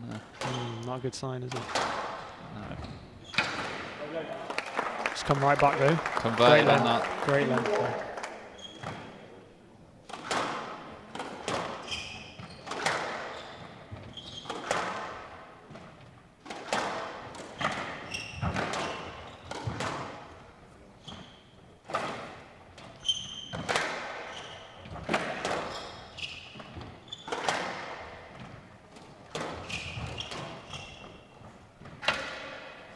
Love the shot. Really trying to attack that backhand of Donna Lobban. I don't know if you've have you played many left-handed players before? No, I can't say I have, but of the select few I've played, they're a bit tricky, aren't they? They're always very tricky to play against. It's especially on the backhand side. When you're going up against that forehand, it's difficult.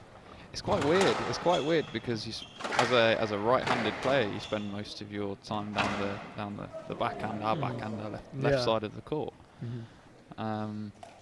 But when you play a lefty, the instinct is to try and put them onto their backhand, which is your forehand. Exactly. Often it's probably a weaker side sometimes. Yeah, 100%. As a right-handed player. Yeah.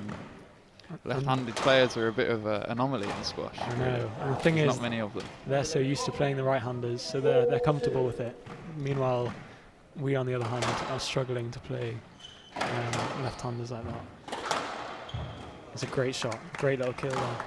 No, she's adding height as well, Donna. Especially on the backhand side, she's lifting really well.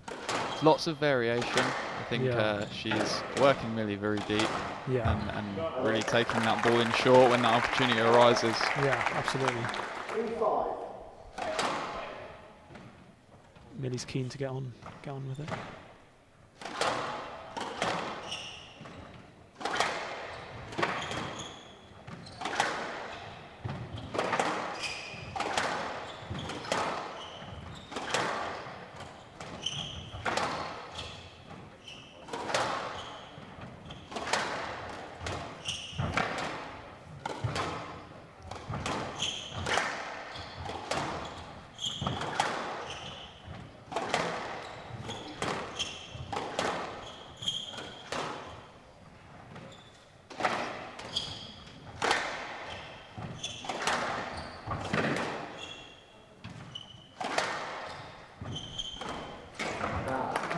It's a tough, hard luck there. I think Donna Lovin got on top there. You know, in that rally, just unfortunately, a bit of an overhit kind of it cost her. Yeah, absolutely.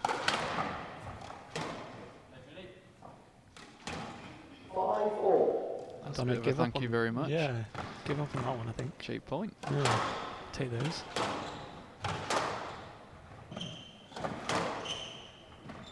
Early Christmas present, I'd say. It's in the festive spirit, clearly.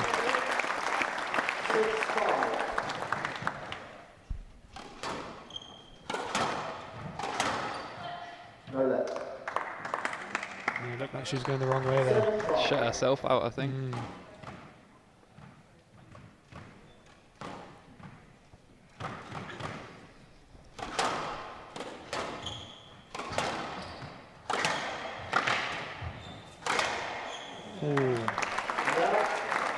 It's tremendously hard hitting. Doesn't quite do it justice, the camera. Yeah, striking fear into her opponent, she is.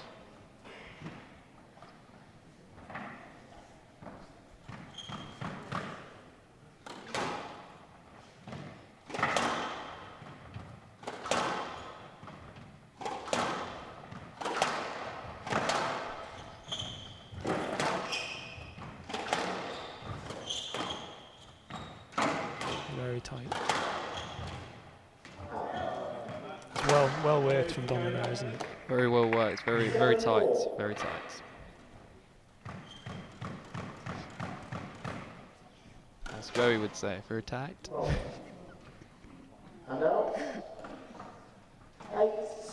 Absolutely, absolutely.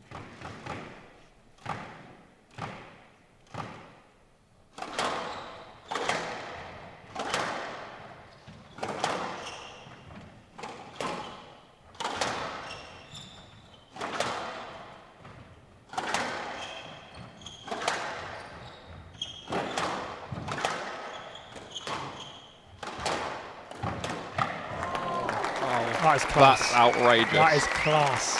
That is absolutely Love outrageous. to see it. You love to see it. Plucked it out the sky. Excellent shot from Donna Lobban. And the crowd goes wild.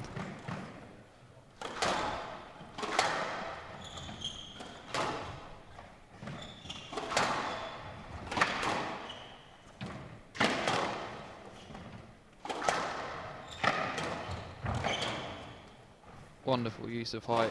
Notice how when either of the players are sent in short, they're what's going on here. I didn't see any contact.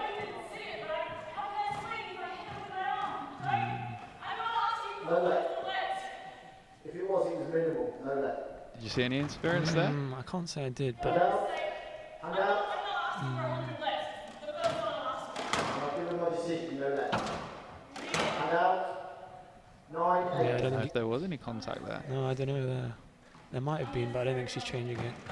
His mind, isn't it? Tough marking. Yeah. Ruthless from him. Absolutely ruthless. Let's see if Donna can keep her head now. 9-8 down.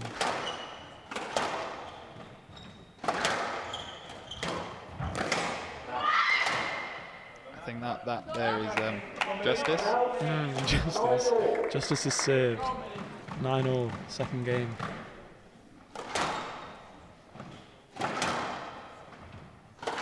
Again, a very close game. Point for point. Really well matched. Ooh.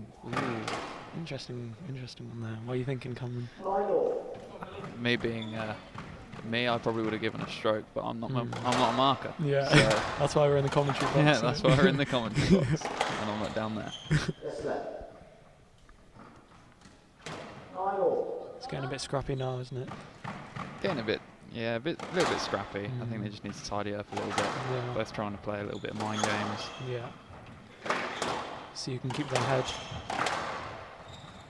Yeah, again at 9-0, any sort of margin, anything to get ahead. It's good little boost. Donna's under pressure here. Very good, accurate hitting.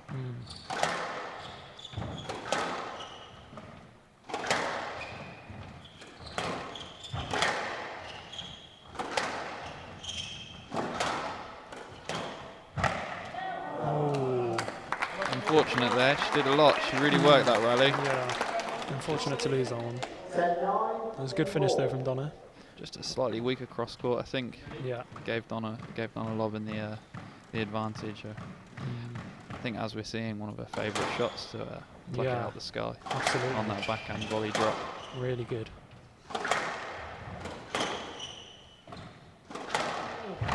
Oh, that's class. That's a great shot. Very good shot. Game ball down as well. Good to see. Don't know about you, but I don't think mine would have gone there. I don't think so. I think mine's out of the court, to be honest.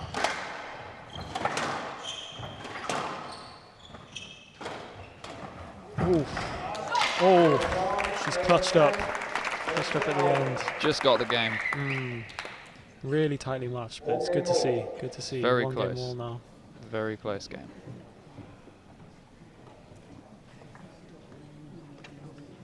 See what Millie Tomlinson's entourage has got to say. Be interesting.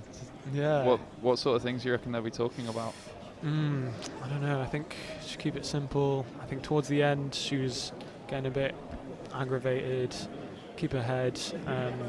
Do the basics. I think.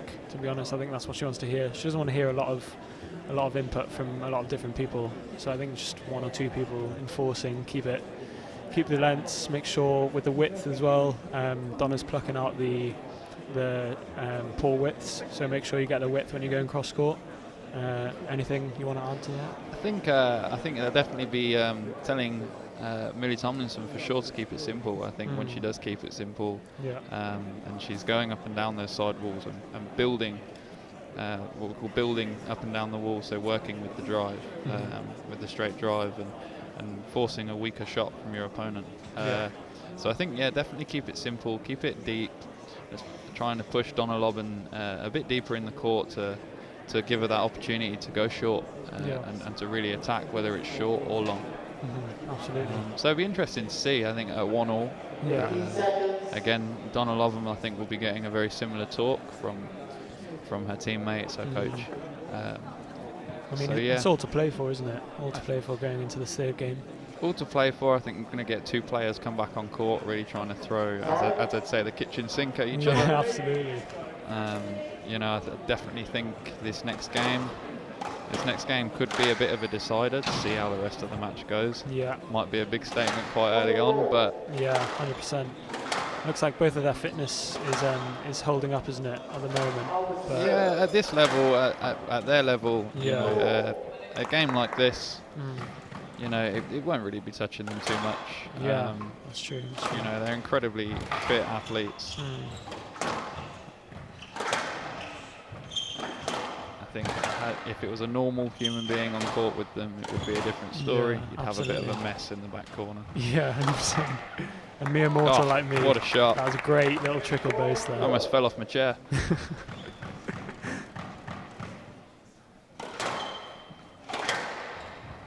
Oh, even better. Perfect length. Again, there's that keeping it simple. Exactly. Good straight hitting. As if she was listening to us. I think she might have overheard us. She might have tuned into the live stream, I think. Oh, lovely taxi. And there's a width. I think just a bit of better width next time. If only she could hear us. It's much easier said than done. Yeah, it's very absolutely. easy. Yeah. To sit here and say, yeah, you know, a bit wider. Yeah, exactly.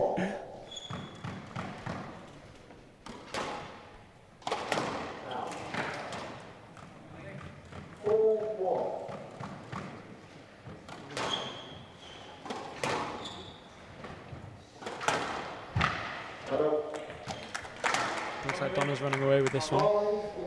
Yeah, Donna's come out the blocks on this very fast. Yeah. Again, I think, like I said, I think Donna's going to throw the kitchen sink at Millie.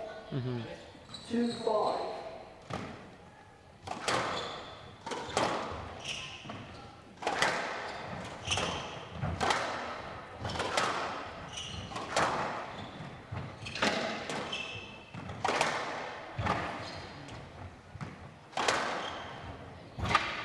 Great hold. Really on top in this rally. That's really well worked from Millie. Very well worked. That's what you want to see as a coach, don't you? Donna Lobban a little bit unfortunate there. Could see what she was trying to do. You know, buy herself some time by using that height. But very well worked from Millie Tomlinson.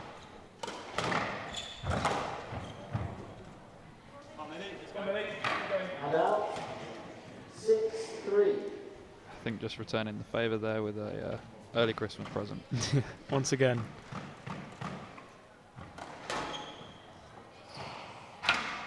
It's a good save there. Has to be a stroke. A lot of variation of serves. A lot of variation. Especially from Donna Lobban. I'm liking this. You know, never really know what she's going to serve at you. Yeah.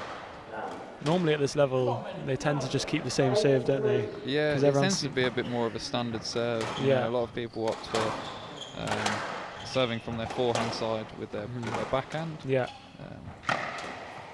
Again, it's the one time in a game where you have full control of the ball.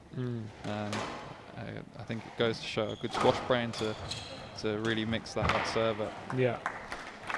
Yeah, it's good use of height, body saves as well. It's good to see, and it looks like Donna's running away with this third game. 10-3 up.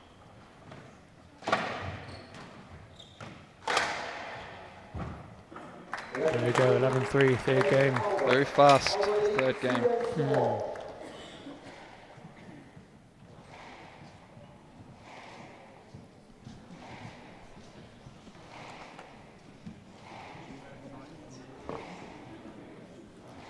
Just watch this replay. Lovely shot, absolutely lovely. Showing the straight drive, showing almost every other shot. Yeah. About that triple base. There's the height again used by Donna. Outrageous! I'm still recovering from that. Almost fell off the chair, rolled my ankle. Yeah, there's the serve we're talking about. Something different. Yeah, it's just playing it a little bit higher. You know, it gives Donna a little bit more time to move on to the tee, get into a bit more of a dominating position. Yeah. But yeah, very hard because, again, not many people play their serves quite like that. So you get so used to having someone smack the ball at you, and then just pushing it down the line. Yeah, and, absolutely. having to really stretch up tall and try and play that shot down the wall is a very hard ask. Yeah, 100%. I think at this high level as well, the serve isn't really thought of as that big a shot because they tend to pick up any kind of return. Oh, they get everything exactly back at this level. Yeah, but it's good to see that little variation. You don't normally see it, but it's just something different to think about, isn't it? As a returner. I think another good advocate of it is James Wilstrop. You know, he's definitely another one that varies their serve quite a lot. Absolutely. Must work because he's a bit good. Yeah, he's just slightly, ever so slightly good.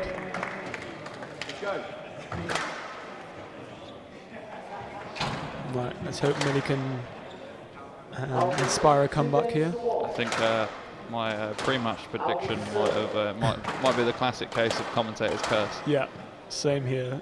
3-0 seems out the window right now. Well, it's all right because we'll hang it all on you. It's your fault. You asked for the prediction.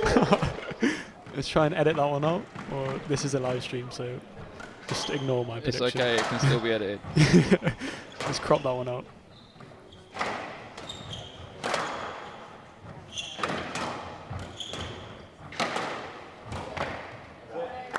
Tight, very tight. Very tight, lovely squeeze.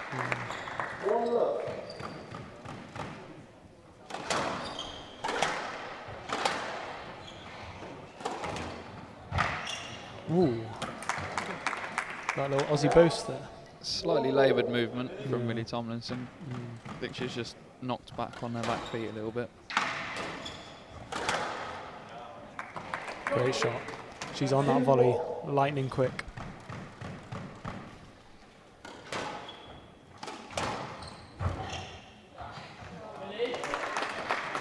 Difficult save to deal with, that one. Very difficult. Dealt with it well, Millie. She had an answer for that one though.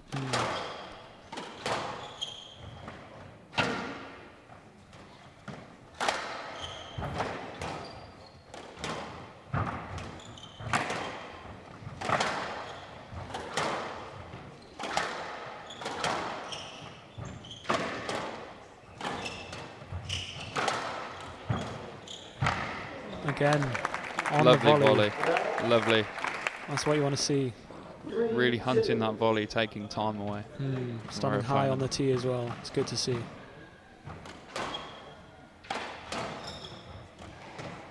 Oof. Seemed like Millie was on that one anyway. 3-all.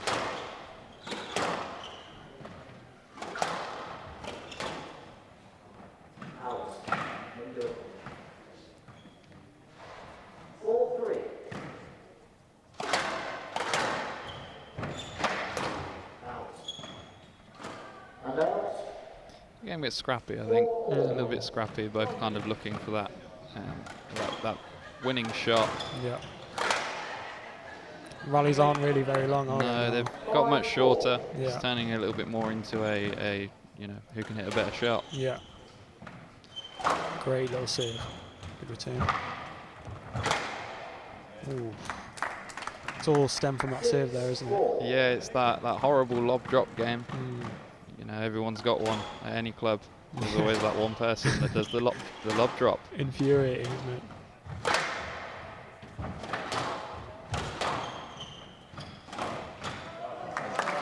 Great shot. Lovely Completely shot, well wrong-footed Donna there. Really well held.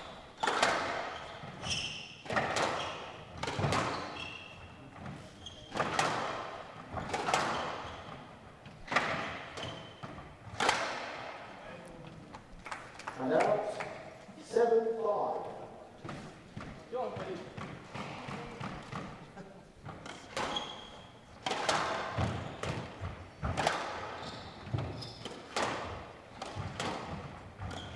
They're both looking to end the rally quite quickly, aren't they? Don't know what Millie's trying to go for there. I think she's going for that cross-court nick. Yeah. a tough ask on herself, I think, from that height at stretch. Yeah. Definitely looking for a shot of the month or something. Yeah, 100% highlight reel right now. And out 6-8. It does look like she's trying to end the rallies a bit early. Yeah, I think at this stage of the game, you know, they could be getting a little bit tired. Yeah. You know, they are incredibly fit athletes, but you know, playing at this standard for this long, it takes out of you. 100%. On a big stage as well, big crowd out here tonight. It's furious. It's been a furious game. Lots of hard hitting, fast exchanges. Yeah. You know, they've covered a lot of the court tonight as well. 100%. Donna Lobban's made sure of that. Yeah. With her lovely short hitting. 100%. And here we have match ball, 10-6 up for Donna.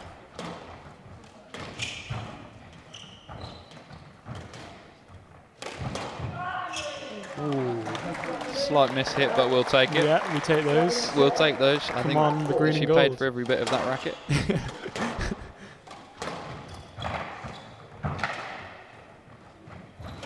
Great lob there. Really good retrieval. Just soaking this up, Donna Lobban.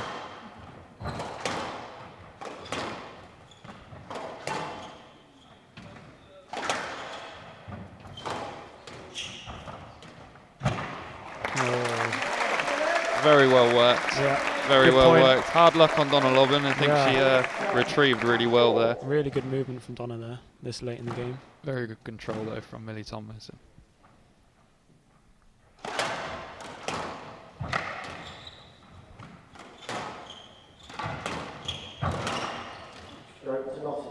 Yeah. Donna knows it as well. That gap's closing down. I think. 2 match balls left.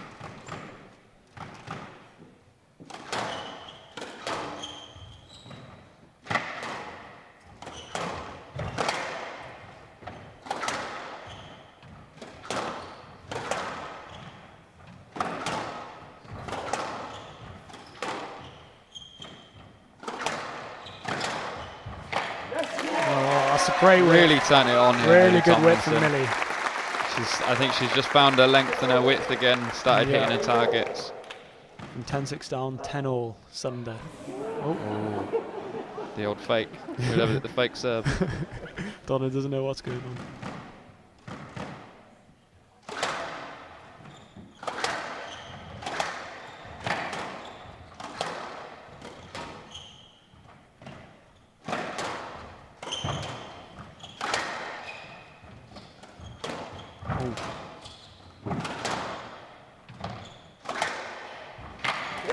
Look at that!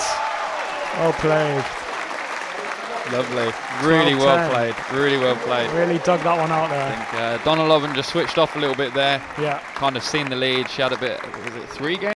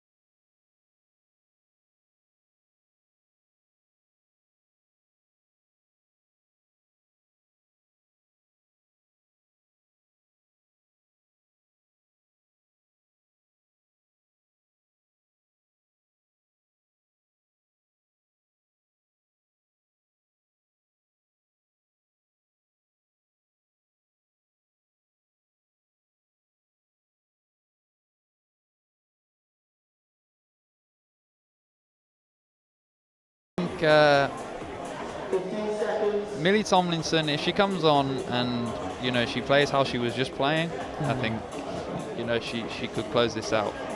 However, Donna Lobban's been very consistent throughout the game.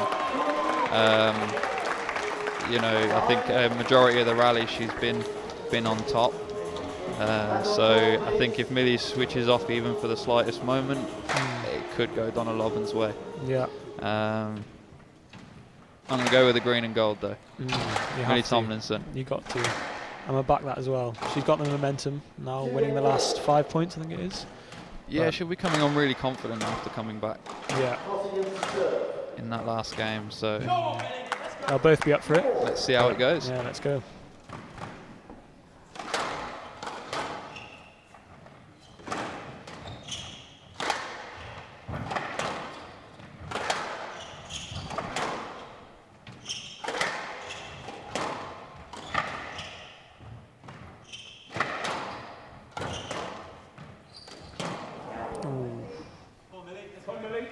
Snatched at that one a bit. Right shot, just not quite as well executed, I think.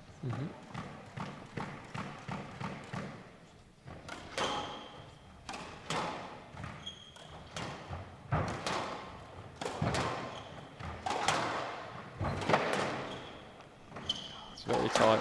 It's very tight down that backhand wall. Nice variation from Donna. That's good to see. Very honest there. Yeah, I thought it was up. Yes, it thought she got that.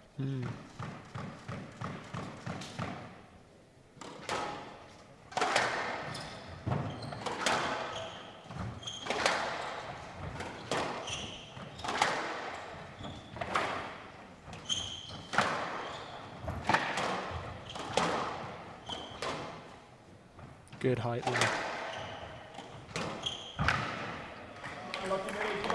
Donna Lobban's short game has been very effective, I think, today. She's really been hitting very well into those front corners. Yeah.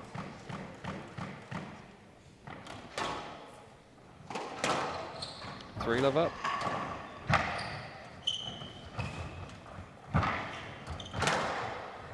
There it is again.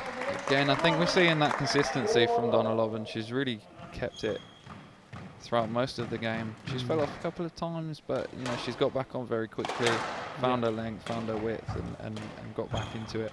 Yeah, 100%. Oh, guessed the right way as well. Bit unfortunate. See if Millie can inspire a comeback. Let's go, Millie. Come, Millie.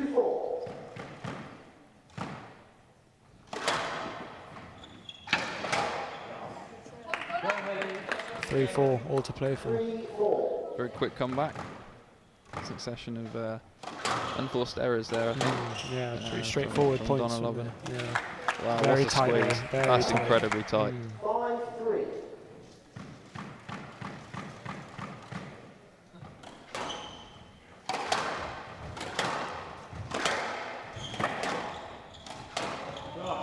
Oh, what a shot. Lovely. Oh, she Great didn't get me that time. She didn't get me that not time. quite. I knew where that I one can was confirm going. Cameron's still on the seat.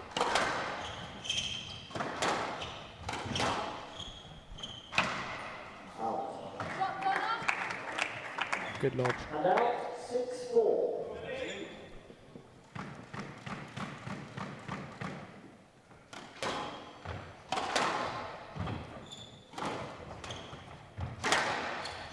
Pace has really come up again. Really getting through the this scores. Yeah. 6-4. Absolutely furious hitting. Oh, it's a quality shot. Bit of a slip there from Millie, but I'm not sure if she was getting that. It's too good a drop there.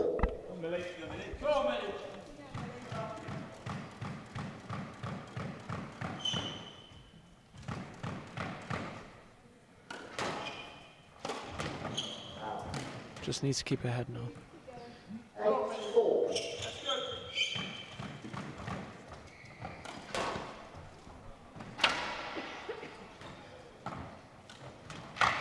Oh, what a lovely quality. shot. Lovely Absolutely shot. Quality.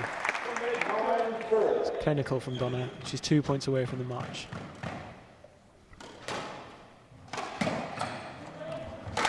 It's your fault. You've asked me for the for my prediction. It's the commentator's curse. It is the commentator's curse. I hold my hands up, and I do apologise to Millie. But I think we need a formal apology tomorrow to all of Green and Gold. Yeah, well, that's the game there. Well really well played from from Donna both Lovin. players. Very Good to well see. played. Yeah. I think we've seen the stronger player tonight take the game. I think Donna Lovin been very consistent all night, so a lovely game from her. Really good game to watch there. Millie Tomlinson played extremely well, just wasn't meant to be tonight.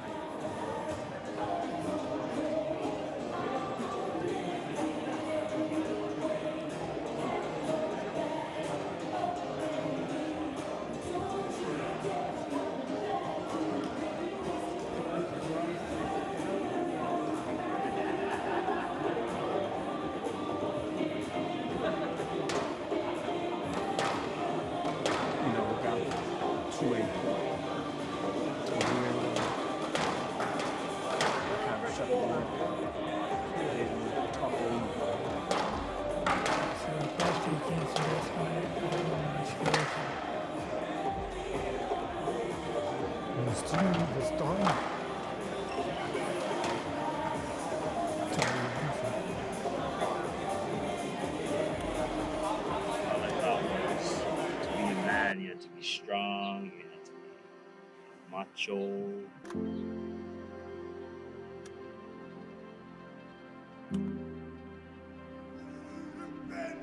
You need to be a leader in both your voice and your actions.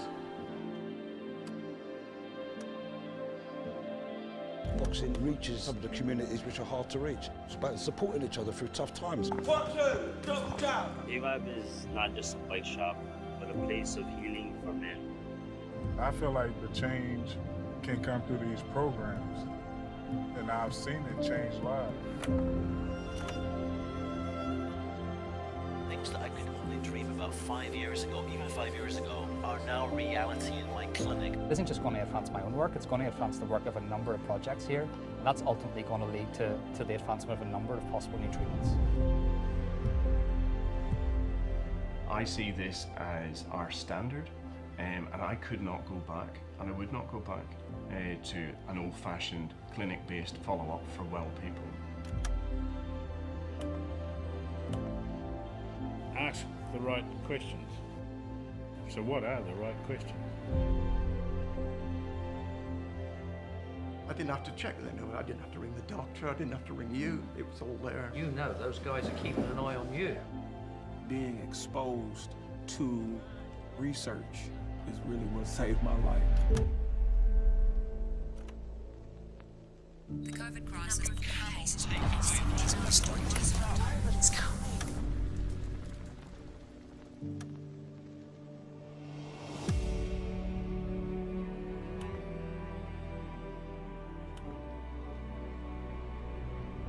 What matters is what we do today. I stand tall. I stand tall. Today.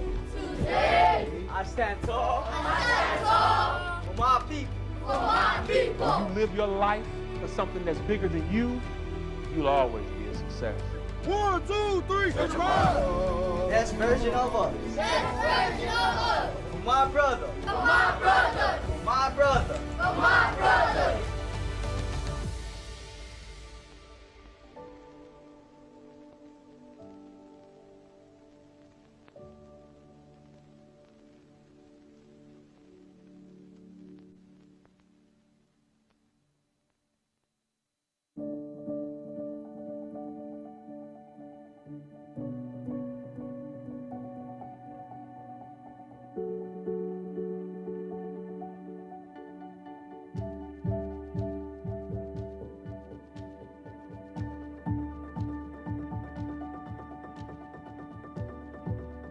What we want to do is just throw out something positive to the younger kids. Don't feel like you've got to be ashamed of anything that's happening at home or in the streets. Change can come through these programs, and I've seen it change lives. 1, 2, double jab. 1, 2, double jab. These are socially isolated young men This is a program about friendship. It's about connecting people. It's about supporting each other through tough times, because that's really what we're here for. Programs like Photo Voice allow a group of veterans to work together to solve their own problems. They said that this is the way that we do things in the military. We plan a mission, and then we do that mission together.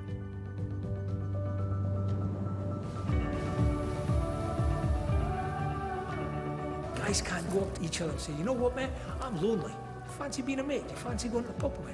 Guys can't do that. Why? Why can't they do it? Because there's a stigma around it. There's no stigma coming here. Anybody is welcome at Pipeline. There are so many guys in Australia that are struggling alone. They're not having conversations, they're not reaching out saying that I need help. This program with Waves of Wellness is about being able to normalise the fact that we all go through really shit times in life, so let's just have a yarn about them. And in the meantime, let's go surfing.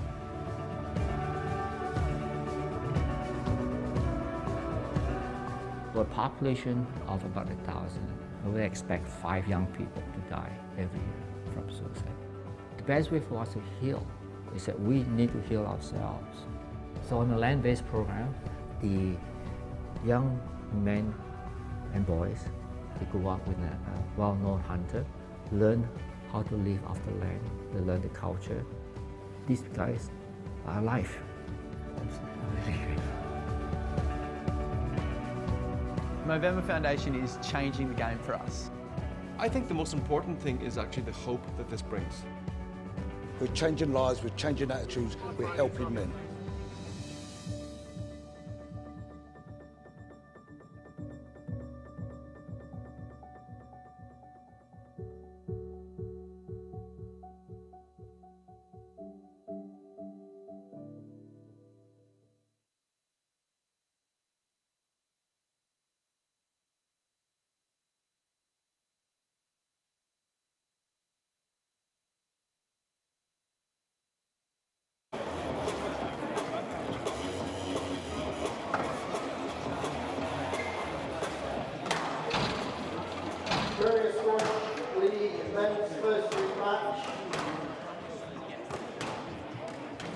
Lobban of Alba Storm served.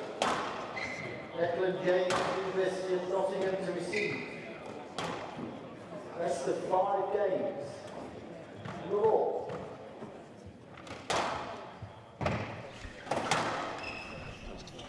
So change of commentator. We've got Alex here. Hello. Alongside myself, Cameron. Pleasure to be here. Should be an interesting game, this one. Definitely. So am I right in saying that they last played each other, well, at the last PSL, they went to 5 sets, I believe? Yes, yeah. So very close games between them. Again, very similar ability in player as well, similar level. Yeah. Deck James got quite high up the rankings. I will find out the exact ranking.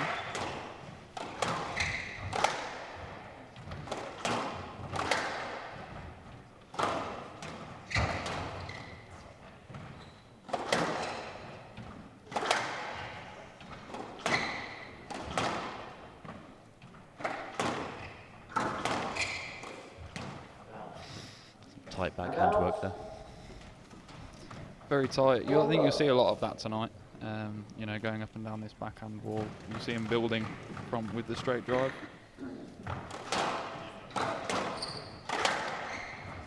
Deck James is a wonderful player to watch. Very nice technique.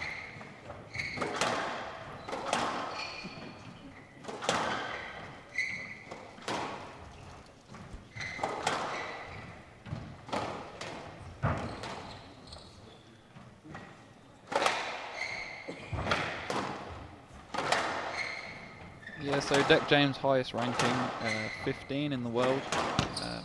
Incredibly hard to get up to that level. He's done really well to get up there.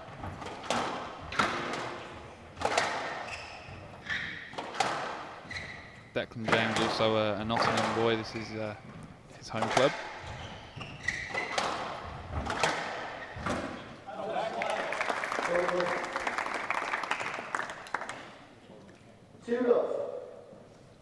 So, Alex, match predictions.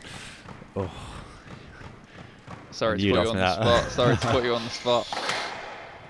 Well, I think, like we said, the last one was a 5-setter, so it really could go either way. But I mean, I have to say Declan James, really, don't I? But of course, being green and gold. I'll be a traitor otherwise. Exactly. We'll be throwing tomatoes at you before you know it.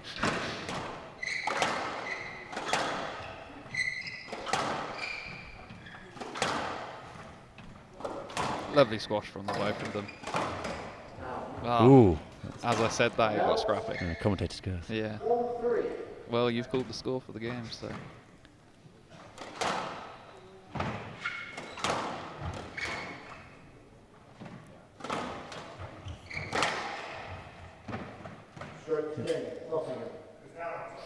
Ooh. What would you have given there? I probably would have given a let there. I just said let ball. That's quite harsh, I think. Yeah. But no, I wouldn't like to be the marker in this game. No, that would be a very hot seat that I would not want to sit in.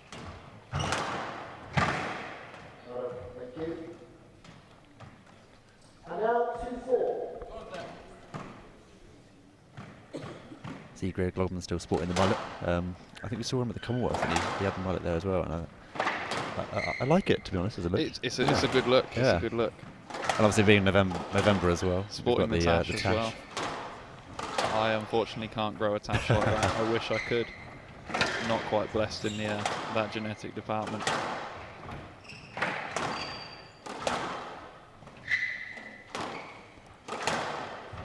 Very nice cut. Might go for the mullet myself. You could definitely pull off a mullet. I though. could pull I it think off. that would look good. I think I'd get a bit of a 1-1-8 look going. So. Start wearing the socks as well. Oh yeah, yeah. I mean, if you're going to commit to it, you got to go all out. It. Yeah, surely.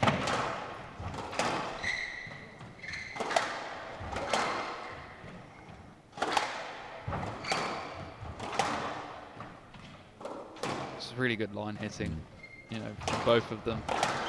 Yeah, good variation length as well. Yeah, lots of variation. I suppose the thing about this level of squash is for shots that for us would be impossible to get to, they make it look so effortless. I mean, just like dropping from the back, we'd be miles away. I mean, I must say these are not average human beings. These people who are watching on court, they are not average human beings. Right side. Because he pulled out his swing. 2-4, this left. It's probably quite an aerodynamic haircut, the mullet. Oh yeah, you know, a little bit less on the sides. Definitely. A few more miles per hour. There we go. Heard it. Is that backed by science? That is fact checked. That's fact. BBC Panorama could do a spotlight on that, and that would be absolutely true. Bit of gel in there, just a bit more definitely, go fast. definitely. Racing stripes, just to make sure. Go faster stripes. Yep.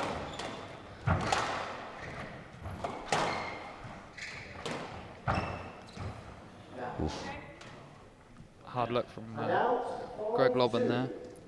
Declan James really commanding the tee though. Definitely. And I think something that's often overlooked is that the competition tin is a bit lower. Yes. However, they haven't got it lowered today, unfortunately.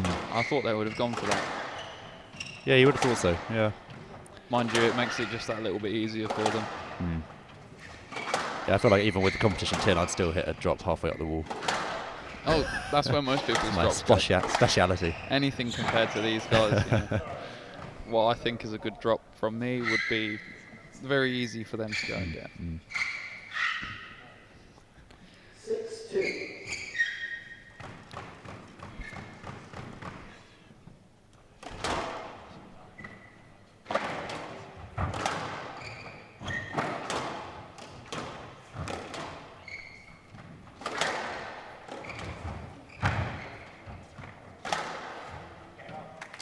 Yeah, that's well placed. 3-6.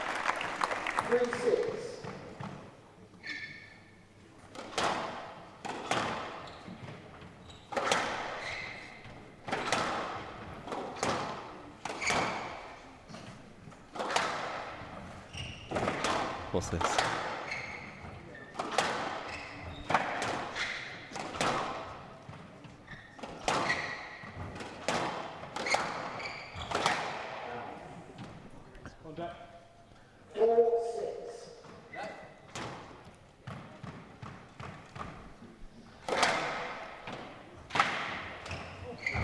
our resident stats man. He's just handed us a phone with some stats on it, but we've actually already said them because we know that much about squash. We're so well versed in squash, we don't need technology to be able to tell us these stats. But you're definitely right. I mean, Declan James is a dominating presence on the tee, isn't he? Yeah. He's got big reach. Really big guy. He's going to naturally dominate the centre of the court a little bit more. But it's disconcerting when your opponent is so big on the tee, because you really have to like accentuate that width to get it past them. Oh yeah, you know, you've either got to go up nice and high or really hard, low and wide to get it around them. You know, it can be quite hard to play a tall player, especially someone like Declan James. I think you know, he's very, very attacking. You do anything around the mid-court, he will put it away. Greg Lobban's doing really well there to get him moving. Just trailing by 2 points there. So still very close.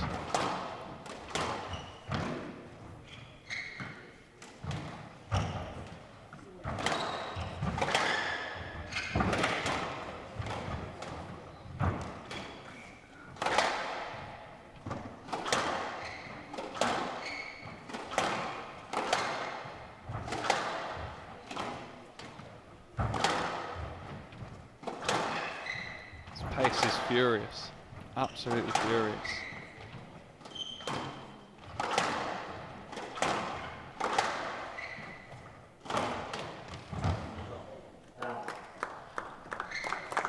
I'm glad they seen it. I thought that was up. I'm glad they seen it. Using all four corners. I haven't got my glasses on there, so.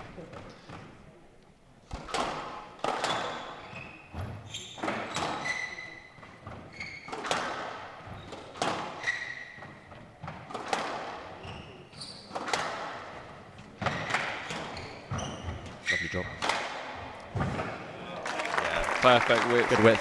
Drawn him right into that front backhand corner and then just faded that ball across the court. It's lovely squash from Declan James.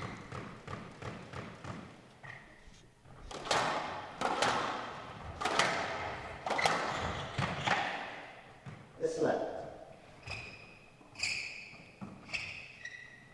8-6. Bit more of a fair decision there, I think.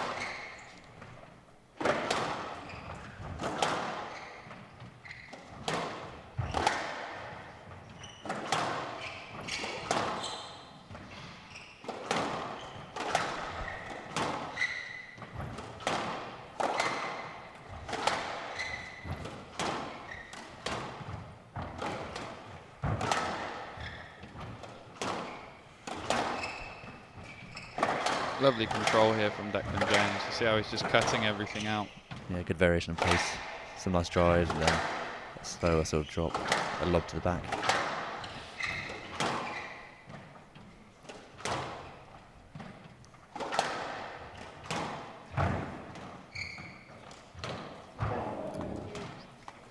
Good soaking up there from Greg Lobban. Really retrieved very well there.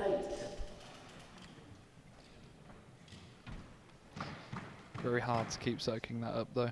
So interesting to see how he will last if the game goes that way.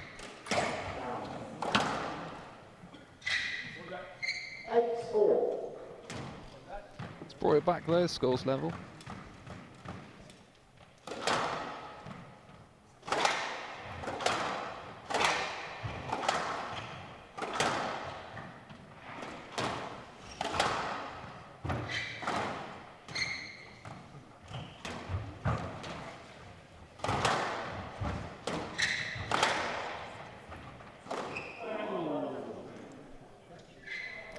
Ouch.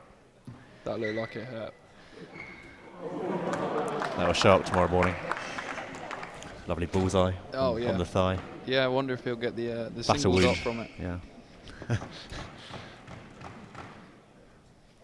Maybe the Dunlop pattern from the squash ball. It's a free tattoo.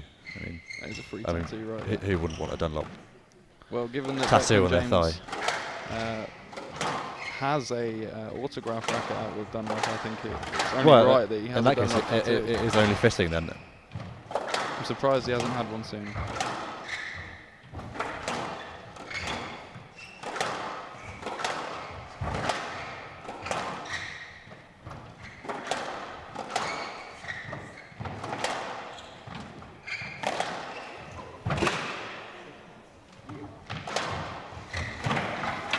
Excellent retrieval here.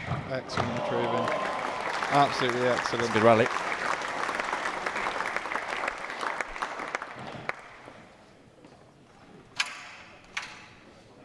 Owen Taylor coming on to clean the courts. Look at that technique. That is Look superb. Perfect technique. Every last drop. Look at it. Gone. Could be a little bit faster, admittedly. I have seen faster.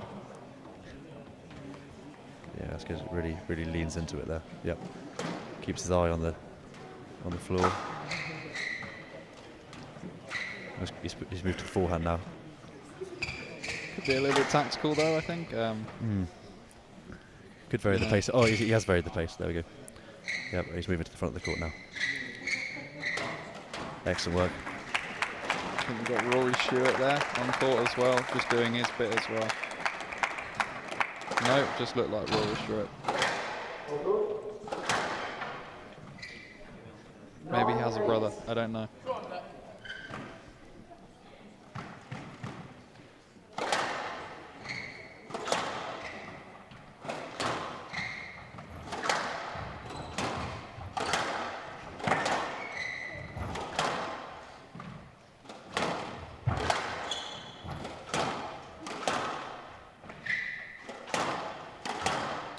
So have you played much squash yourself? Anything to this standard? Oh, I think it's pretty fair to say not to this standard.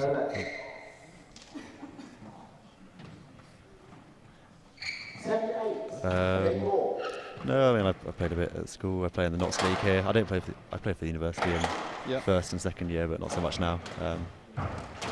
Yeah, I mean. Would you say you're a fair player? Yeah, I'd say so. Yeah, I mean, I still back myself. I mean, entered the Bucks tournament coming up. Is it the 9th of December? Yeah, the Bucks individual. Yeah, that should be good. Be an interesting game to watch, I think. Come across some very strong players there. It's a big tournament, isn't it? I mean, there's quite a lot of grades. Yes, there's a lot of grades. A to just go down to what? I think it goes down to E. E, really? It's great for the sport though. That there's so many people who want to enter. It's brilliant for the sport. I think it's nice for squash to be in that position. Definitely. But I think for a long time it died down a little bit. Definitely. But even in the last few years, it's definitely become more, I think, popular as a sport here. I mean, because we've got the facilities, and it's obviously so easy for people on campus to come and book a court. Yeah. I mean, it's great to see people coming to try it out, and obviously there's so many programs as well, like with the engage squash as well, to get people into it. Yeah, so we've got a very, very big squash program here at Nottingham University. I don't think there's many other universities like it. Again, as well, you know, at the top level, we've got people like Declan James representing us. You know, Commonwealth Games gold medalist. It's not really something a lot of other definitely. I think it inspires people as well. I mean, once they see people at this standard playing on their doorstep, they think, well, maybe I should hit the court and get playing. You know, I had a walk around earlier and had a little look through the crowd, and there's a few people here, quite a few people here, that I coach at club squash that we offer. It's like a social squash, and again, lots of them here watching the squash. It's really nice to see, you know, and it's not every day that you get to see someone at such a high level, you know, two players at such a high level, you know, in Declan James and Greg Lobban, and again the rest of the team, the rest of the fixture as well. Definitely. And we've had cracking matches so far, haven't we? Yeah, yes, definitely. I think Greg Lobban just snatching that first game. You know, I think he played really well there, very well. Moved Declan James well, considering how big Declan is. You know, and how dominating he can be when he sinks his feet into that tee. Such an accurate and clinical player, Declan James. So very well done from Greg Lobban. It really emphasises as well how much of a tactical sport squash is. I mean, because you meet a variety of players, and you really have to adapt your style, you know, in order to win. I mean, if someone's is dominating and big, you know, perhaps move them around. If their movement isn't as sort of good as yours, and obviously moving around. So you will always see, you'll get two players both trying to impose their game at once. And typically it's the one that better imposes that will come out and win. Currently Greg Lobban's really soaking up a lot of the harder shots that Declan's putting in, and getting him stretching. So he's doing really well to soak up that pressure. And then when the opportunity arises, he's capitalising on it.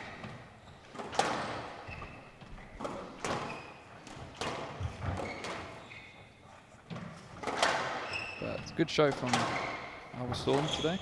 Yeah, and that's just it really. I mean, no one's sort of forcing winners. You basically just have to. That's why we have so many of these long rallies, because you're really just trying to outmaneuver your opponent. Oh yes, just to the point where you can play a winner. Squash is like this is like a game of chess, just a lot more physical. They're just slowly moving each other out of position. Again, like I said earlier, looking to build off of that straight drive. As you can see there, Greg Lobban's put Declan James deep, took him short. Dex took the ball short, and it hasn't been the greatest of a shot, because again, Greg Lobban's shot being a lot stronger. I read the other day that in 45 minutes of intense squash, you can sweat over a litre and a half. Yeah. Of sweat. Yes, that's very accurate. Very sort of makes sense when you look at my shirts after a match. Oh yeah. Yeah, what you need to do next time is lay on the floor, and you'll leave a lovely little silhouette. Now the worst is when you leave your squash shoes in the bag and find them cooking the next day. Oh, they pretty much crawl away afterwards. You've got to get a new bag at that point. It's a bit of a write-off. New bag and some new shoes.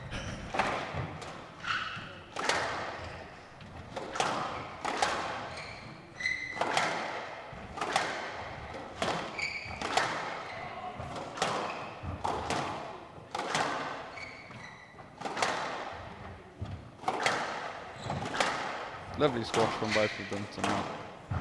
From both sides, I think everyone that's played tonight's been really good. Declan was going for the corkscrew there, just didn't quite get it.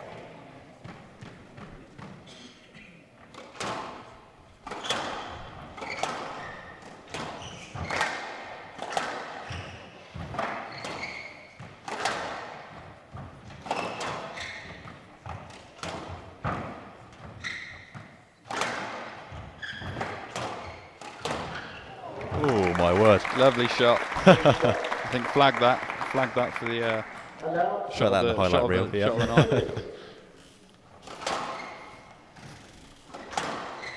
Not quite as good as Donna Lovin one earlier. That was a very good shot. That was spicy.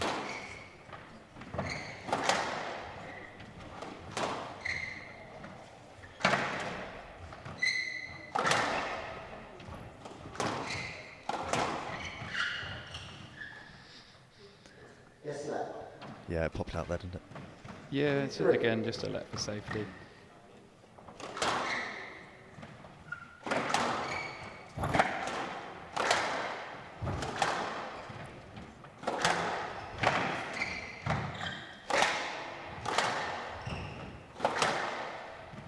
It can be so frustrating when you think you've hit such a perfectly tight shot and then it just clips the corner and pops out into the middle. Yeah, yeah.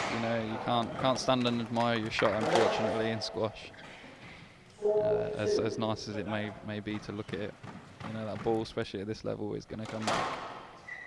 No, I quite like to admire it as it floats out of court. I do that quite regularly. Yeah. Is that happens quite often? That's a signature shot of mine, actually. Yeah, is it? Yeah. So you'd say that's definitely the strongest part of the game? Absolutely, yeah, absolutely. If you serve out enough, when you do finally serve in, it catches the opponent by such surprise that they just don't do anything and you win the point. It's a foolhardy method. Again, I think we should definitely... I'd like to say I'm not recommending that as a style of play for you squash players out there.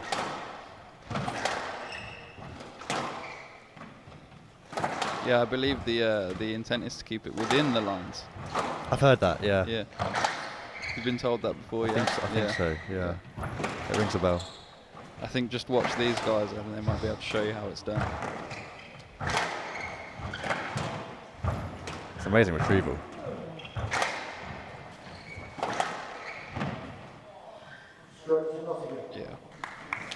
Yeah, just got himself pinned in the corner. Yeah. Wonderful rally from both of them again. Ridiculous. Yeah, really using awful corners again. Very taking him intense. short, taking him deep. 4-all. 4-all. This is shaping up to be a hell of a game.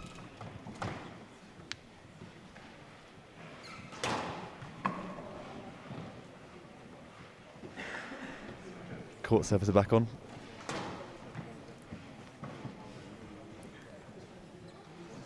Yeah, unfortunately, the amount of sweat that these players generate obviously does find its way onto the floor, and that can make it a bit dangerous. Yeah, it can make it quite slippy. You know, it's good having those things around to be able to get on, get some people on, just to wipe the floor.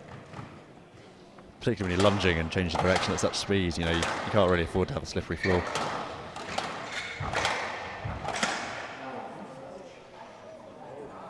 There's a few errors creeping in here for Declan James.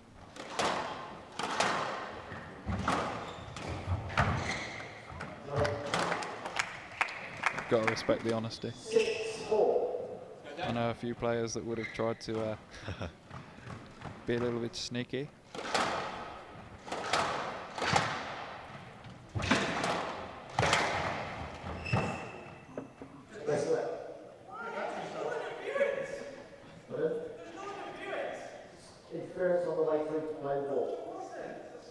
He did do a good job of deception there. I think I thought it was going cross court and actually hit it straight.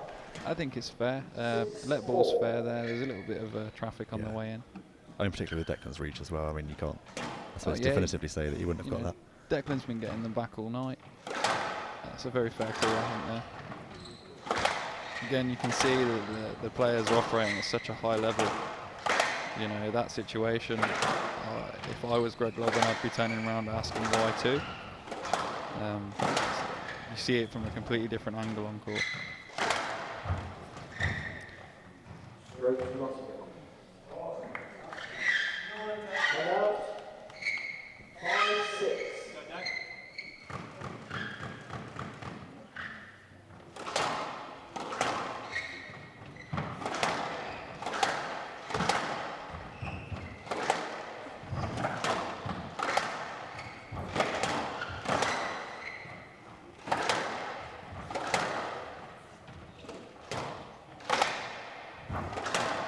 Such furious hitting from both of them.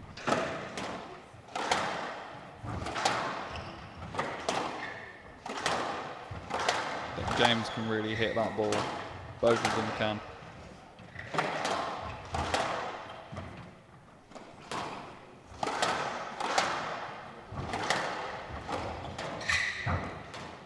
I remember watching Declan James a couple of years back, and I'd never seen someone hit the ball so hard on their forehand side.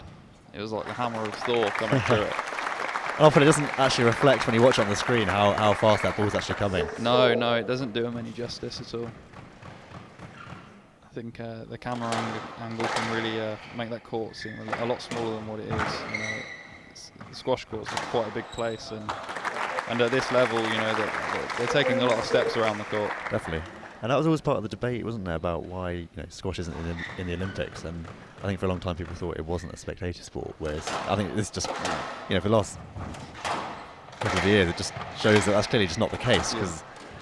Yeah, I think for squash for the last 20 years, been really trying their best to kind of make it as much of a spectator sport as they can.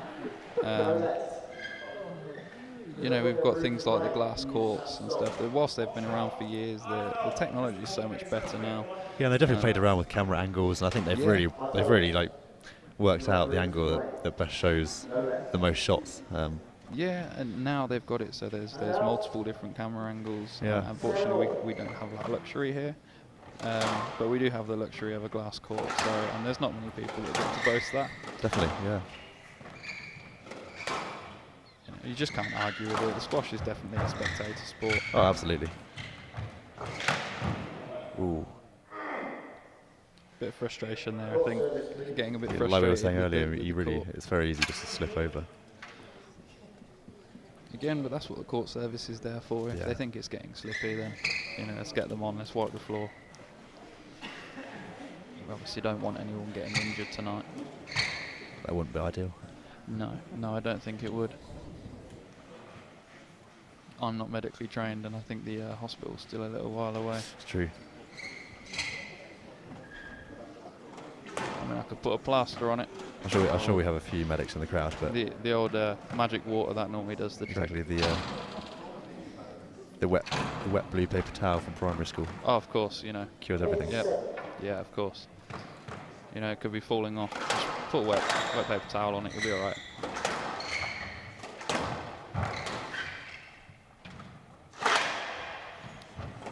There's that forehand.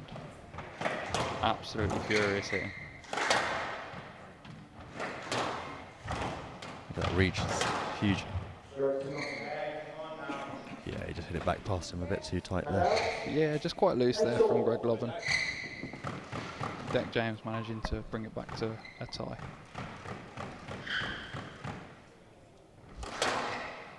He needs this game, Declan. He needs this game to stay in it.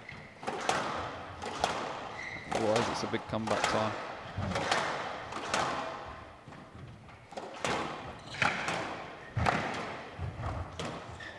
Oh, that's a lovely drop. Absolutely outrageous. What a shot. Makes it look so effortless as well. It just sort of stands on the tee, doesn't seem to move, and yet can reach everything. Yeah, at stretch as well, you know, and he's just slotted that into the front forehand. You know, not an easy shot to play. It's absolutely outrageous.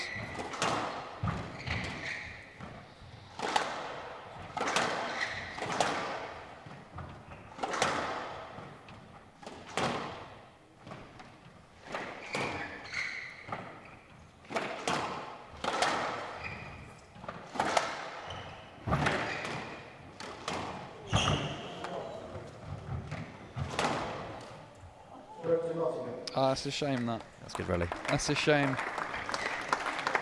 It's always a pity in some ways where such good rally then. Yeah, you know, Greg Lobban put a lot of effort in there, and fought well in that rally. Very good retrieval. Just a shame. Shame he couldn't get that ball a little bit higher. Again, really hard against someone like Declan James. It's always difficult as well, isn't it, when you're on the backhand side and someone takes it short to then try and keep it straight, you know, like the straight lob is a difficult shot. It's a very difficult shot. Because if you're not perfect, you know, they'll just ask for a stroke. Oh, of course, you know, they've still got to be there to call for that stroke. You know, when we're coaching people, we typically kind of tell them to hit into space. Again, the space was down there. You know, it's just, I think it was just a little bit of a poorly executed shot. Probably should have just lifted it rather than kind of stabbed at it.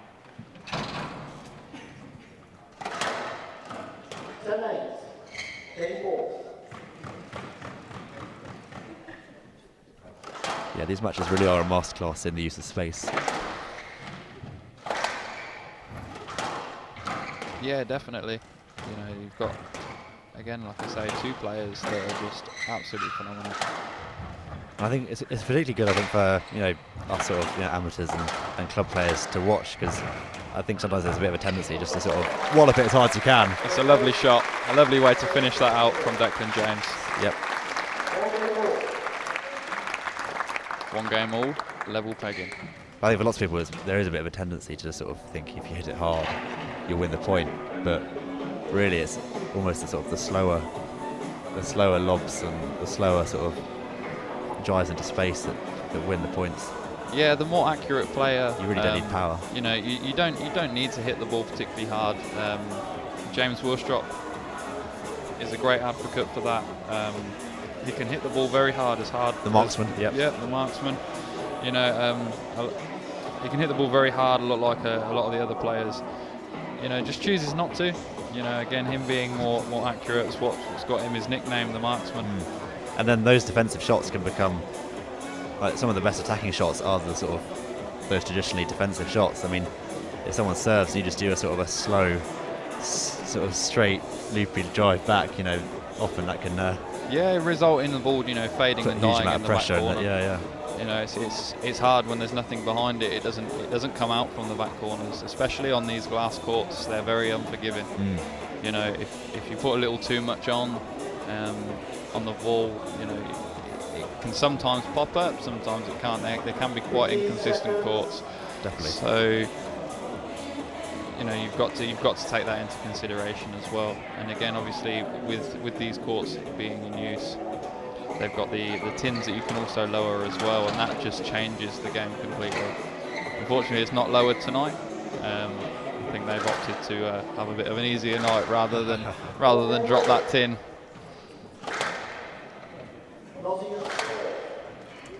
Okay, let's see how this one goes.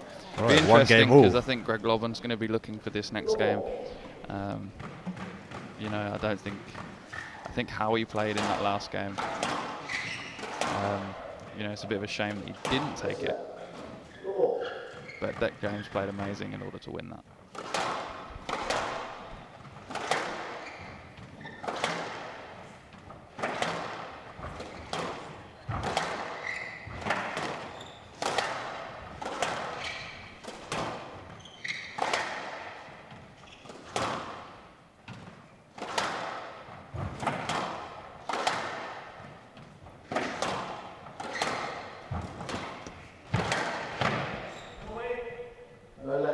There's a line behind the player.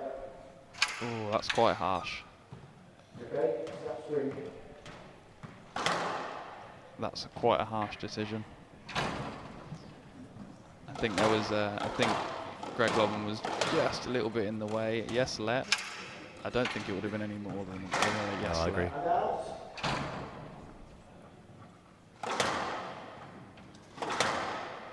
Again, glad it's not me making those decisions. That is a very hot seat that I would not want to see in. Excuse me, one look.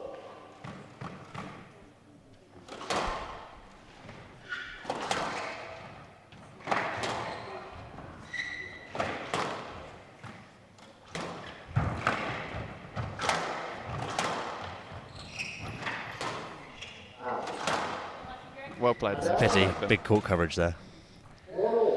Yeah, Declan read it very well. You know, reacted to those shots very well.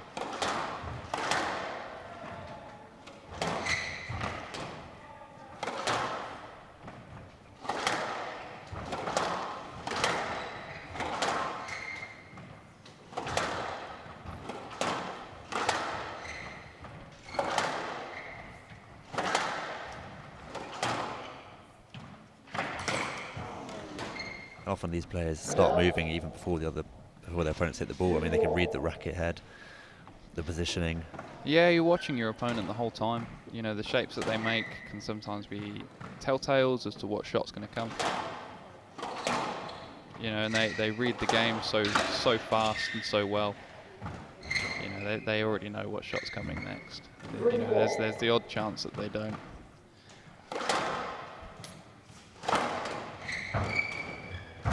How's your disguise and your shots? Ooh, do you ever do the sneaky no look? That's a tricky question. That I think that it looks good. I think I have good disguise. However, I think if I seen it on video, that there would be hardly any disguise. 2-3. No, I'd say it's okay. I've got a few no looks. Ooh.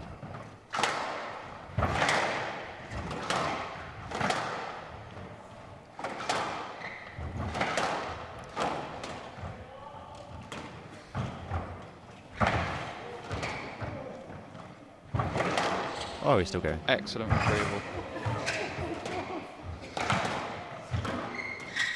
It's ridiculous. Ooh.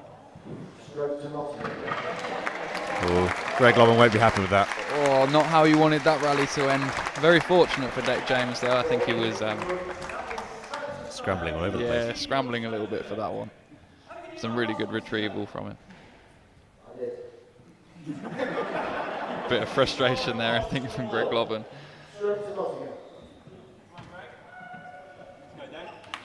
Just a little exchange of words, I think. Heated up a few degrees.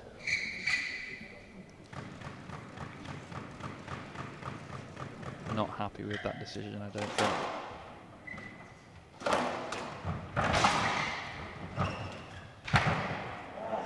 That's a good job. Answered right back with that. It was really good. Really good stuff from Greg Lobban.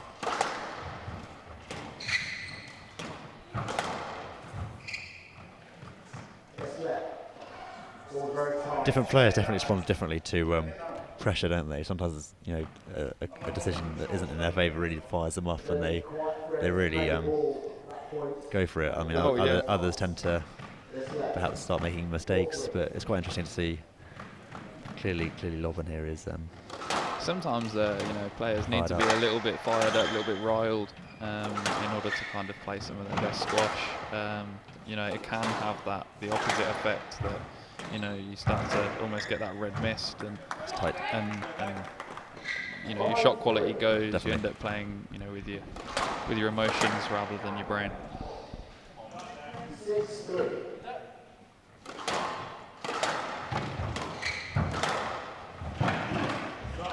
Yeah, that's lovely length. Absolutely lovely length. Textbook squash, that is.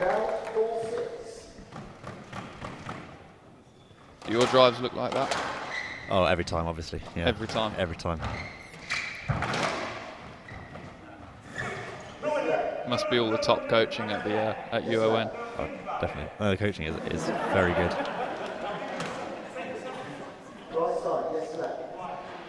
I think it's fair to say they stopped for safety there. Yeah, you know, in situations like that, you know, he's turned his back on his opponent, so yeah, it would always be a let. Yeah, you're never quite sure where your opponent is, and so you don't want to. No, you don't want to smack it into them. I'm sure Declan doesn't want to be hit by the ball again. Not again. Yeah, one Adidas logo is enough. Yeah. Not Adidas. Dunlop. I think it's Dunlop. Yeah. That wasn't an endorsement. Greg Lobban's being told to tie his shoelace. Interesting. Never heard that one before on a squash. It is sound medical advice, though. I mean, you don't want to go head over heels. Instructed by the marker to tie his shoelace. If he refused, would that be a conduct? Do you reckon he could ask the marker to tie his shoelace for him? I think that's. I think that would be fair. That would be fair. I mean, there's an assumption there, obviously, that I'm sure some people don't know how to tie their shoelace. In which case, what would you do? You'd have to ask someone else. I don't think they sell Velcro squash shoes. That would be cool. They don't actually do that. I've never seen a Velcro squash shoe. You might be on something there. I don't know, perhaps some of the junior shoes? I don't know, I've never seen a Velcro shoe actually. I have seen a Velcro strap, but with laces, so that's kind of defeated the object, really. Yeah, I've got an ankle brace, that's definitely Velcro, but the shoes are firmly lacy.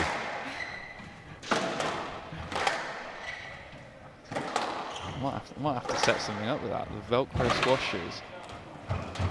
Exactly, squash in a hurry when you don't have time to tie your laces. I like it. This sounds like a new sport that we should get going. Squash in a hurry. Slips off the tongue as well, as perfect. Players are only allowed one shot each. Yep. And actually, the match is just one rally. It's golden point. Oh, I think. Throw on the old Velcro shoes. Smash through the rallies. The one rally. But yeah, the sudden death really makes it tense, doesn't it? The fact that one player can have a game point and the other player can have a match point, and it's sudden death is stressful. You know, we've seen it earlier with Pfizer. Yeah, that was tense.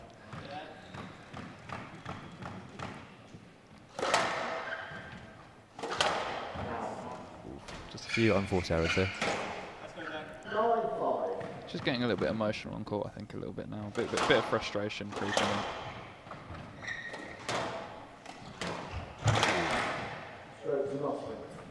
Yeah, unfortunately did hit it straight back past him there, despite his best efforts to arch his back out the way.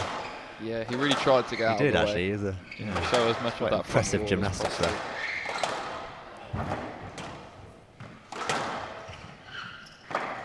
It's wonderful squash from both of them, really tidying it up now.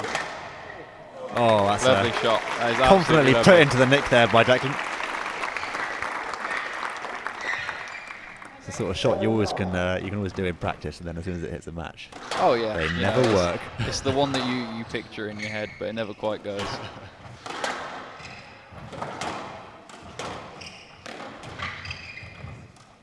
Such tight work down that backhand.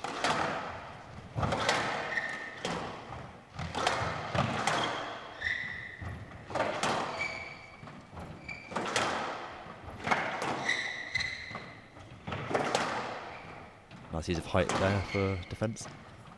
Yeah, lots of good variation. You'll see, lots of players really try and mix it up down the sidewalls. It's a shame, though. And out, 10-7, game ball. Again, even though Declan James has stepped it up a little bit, you know, Greg Lobban's been very consistent and stayed ahead again for most of the game.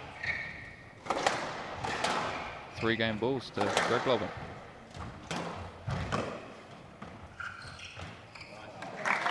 It's a lovely shot, really well held. Could it be comeback time?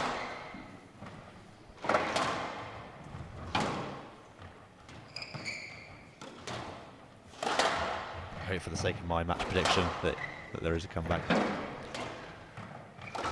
hope for the sake of green and gold there is a comeback. Otherwise I'll never be asked to commentate again. Yeah, I think you know, a career wasted. Started so soon but finished so soon.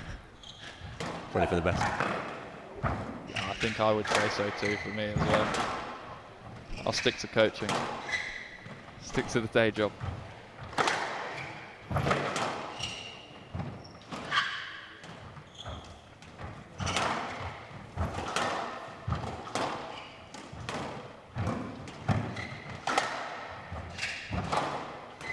No shot is being ignored here. We've got lobs, we've got drops, we've got drives. Greg Lobban just having a bit of a smile there to himself. He might need to court set ruffles. This is really intense squash, not easy at all.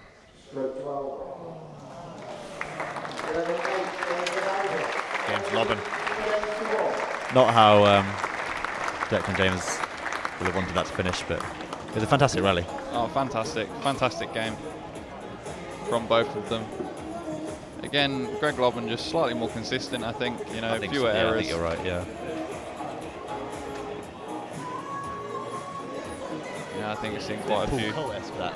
You know, diving and getting back up again.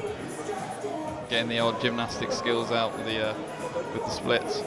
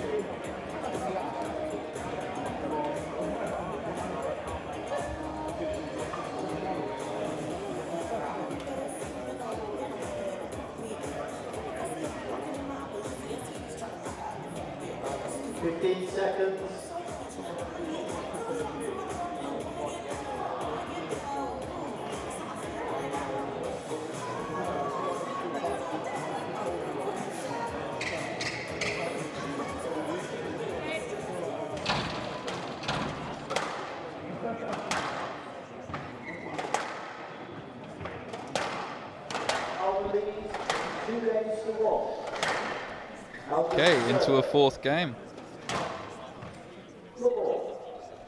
No, that's fine. Obviously, you know, great minds think alike.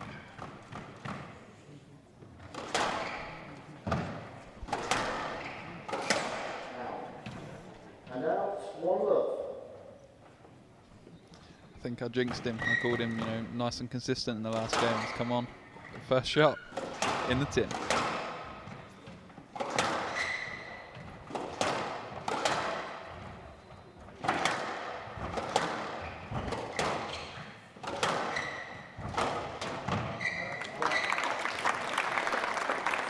It's a lovely shot.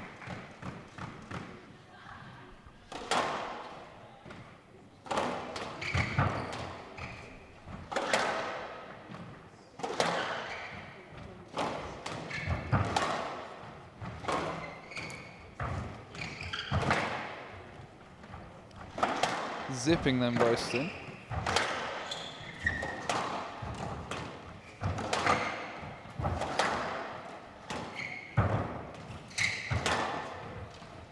nonchalant from Greg Lobban. Yes, left. I would say a yes let.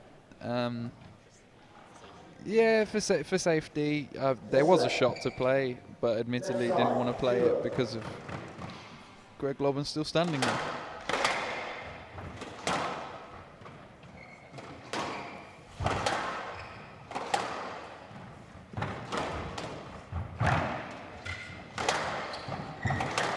I think Declan James's corner has been telling him to play a lot of boasts. I think that's quite clear to see. Not a comfortable movement, I don't think, for Greg Lobban.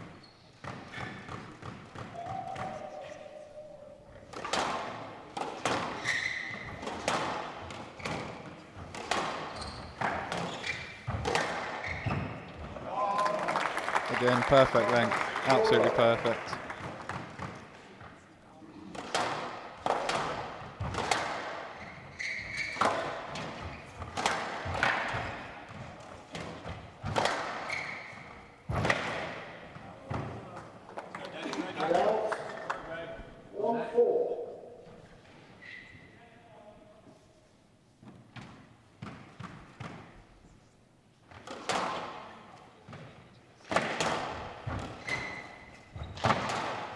That's a good strong lead for him, I think. He again needs to kind of get ahead. Don't think he's having much luck with his short game today. However, his boasts have been brilliant.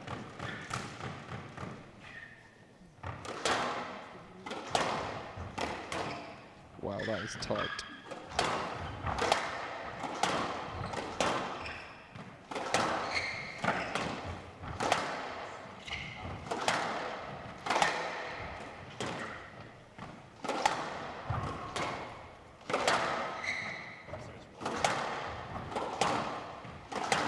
Yeah, we're getting into the stage of the match now where that ball will just be fading a little bit now as well from this absolute pummeling it's getting. And out, and out, and out. 2-5.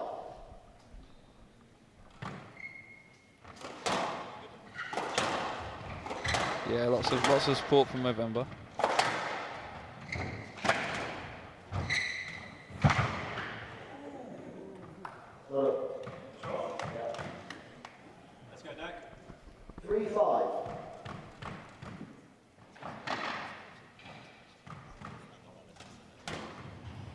Not many people can pull it off, but he does. He does.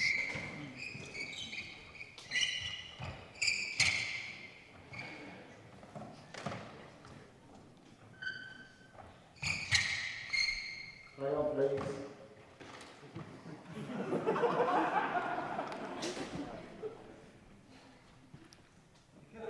Are you ready? I think we're having a bit of a break at the moment. Well, Greg Lobban certainly is.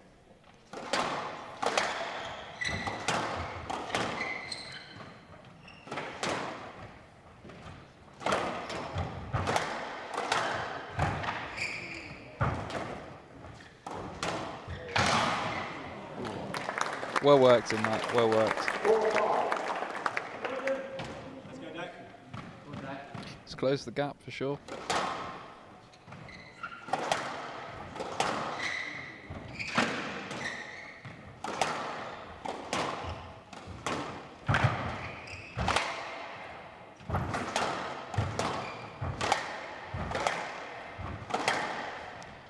Pace has picked up a little bit.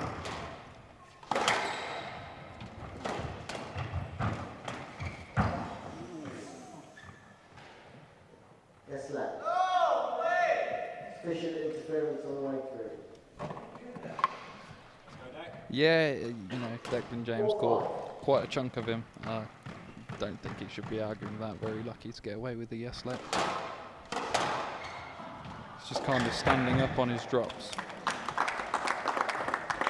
5-all.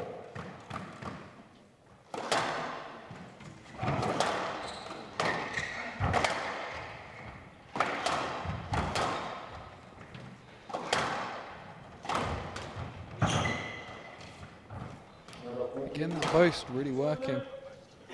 And out 6-5. Yeah, Greg Lobban's really struggling to go forward into that front corner.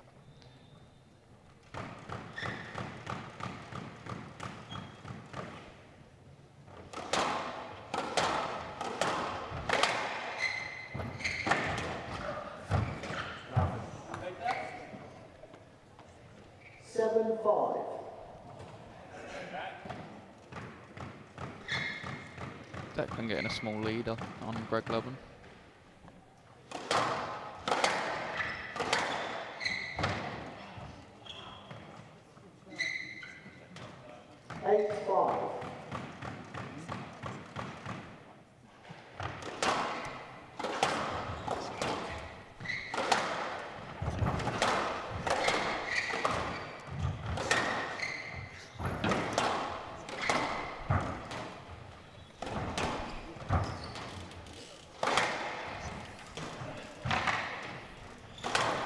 Apologies there, I've just been informed that my microphone was not on, so it may have appeared that Cameron was talking to himself there, but don't worry, he wasn't. Often talk to myself, so nothing out of there was a bit of back and forth there, but you'll have to fill it in with your imaginations. That's horrendous from you. I can't believe that. That's a technical oversight on my part there. I think someone might have enticed you with beer. Maybe that distracted you. It's a possibility. Beer does have that effect.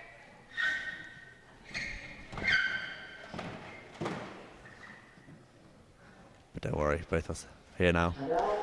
I suppose both of us were always here, but both of us. We were both always here. One of us here was now. only audibly here.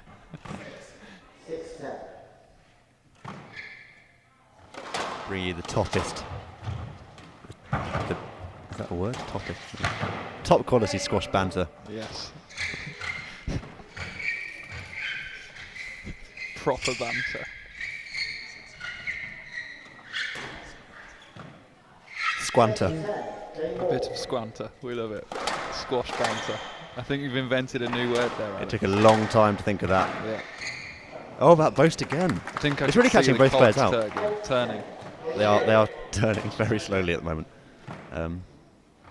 As you might have guessed from the 10-8 to Declan James. It's a really good lead in this game. He has maintained his lead. I mean, the gap's closed.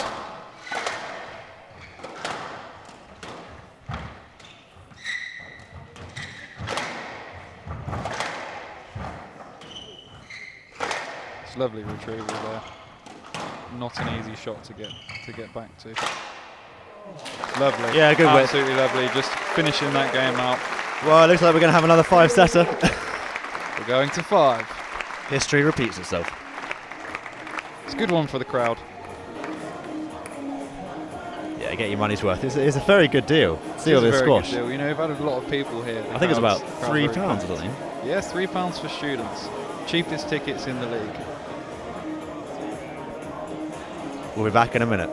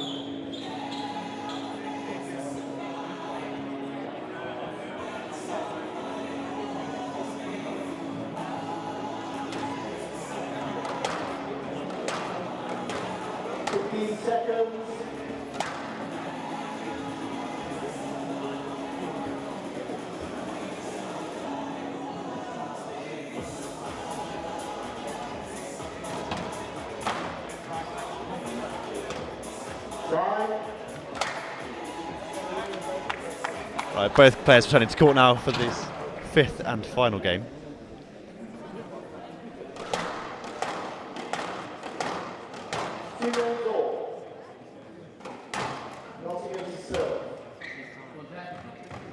Declan Declan James kicking off this final game.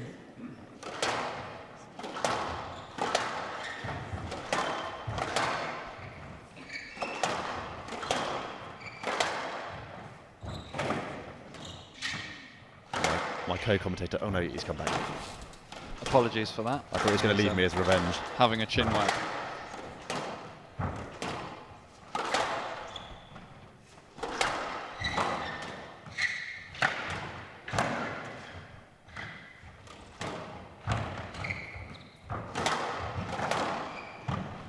Tight. So 2-2 fifth game. Predictions. I'm going to stick with my original. Are we backing the green and gold then? I think it has to be done. All good reactions there from Declan. Yeah. Oh, it's a gruelling rally. Executed perfectly from Greg Lobban.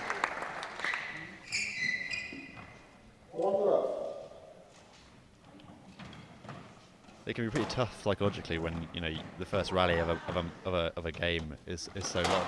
Just walking out there, yeah, just walking out there can be quite tough, in front of a big crowd, and then going into that fifth, there's a lot on it. So yeah, psychologically, it's a hard game.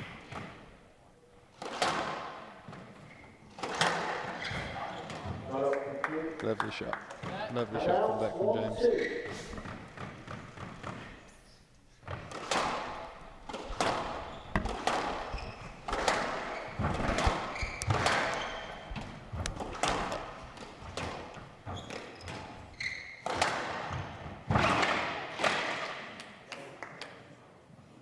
And out, 3-1.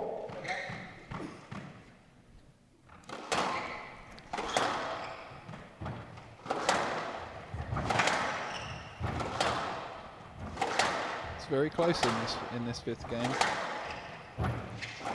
Very close. You can say that again.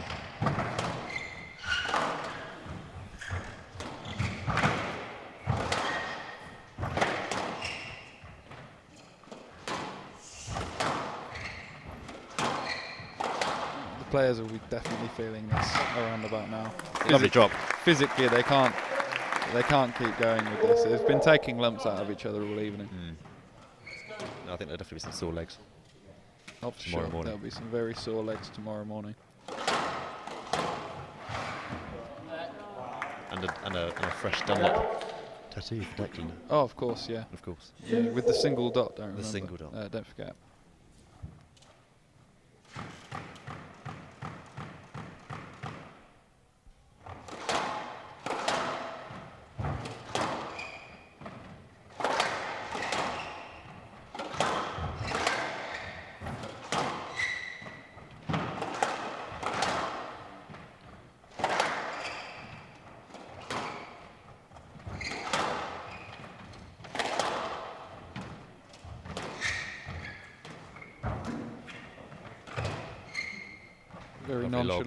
Very nonchalant from Greg Lovin. Very casual technique with that lob there. Yeah, he never looks too stressed. Oh, that is outrageous! Murdered that. What a shot! What a shot! That came out the contrast between flat as a pancake. The floatiest lob and then the absolute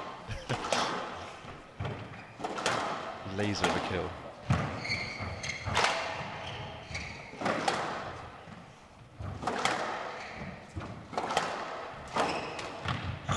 Post again.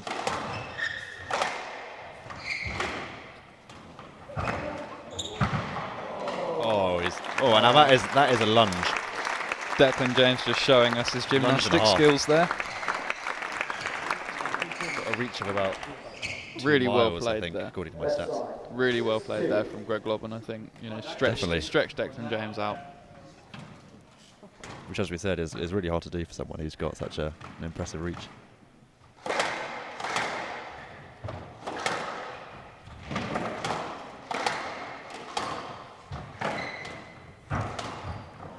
Oh, yeah.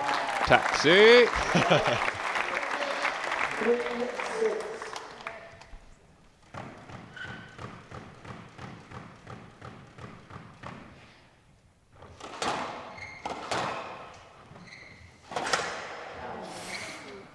what he needs to be doing right now. Robin's 7-3 up.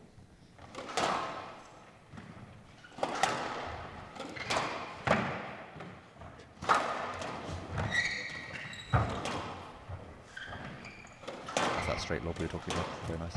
Very nice.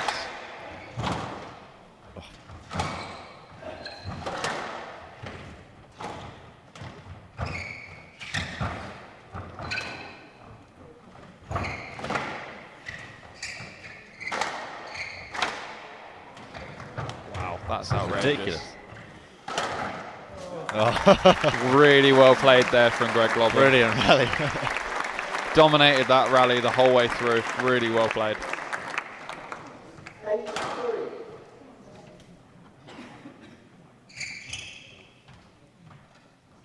Yeah, that slight hold on a shot can just change it completely. You know, send your opponent flat-footed. You know, you can get them going whichever way you want. You know, just that slight pause on a shot.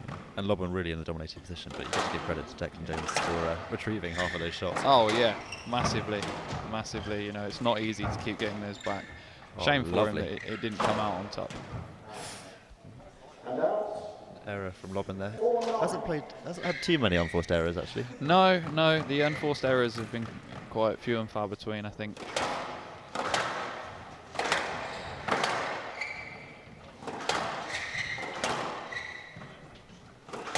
I think Declan James definitely with a higher error count than Greg Lobban tonight. Yeah, definitely.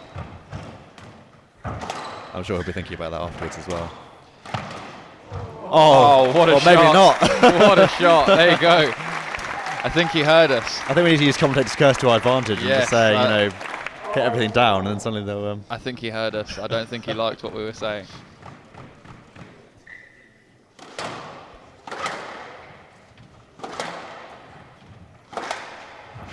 (5-9). Is it comeback time?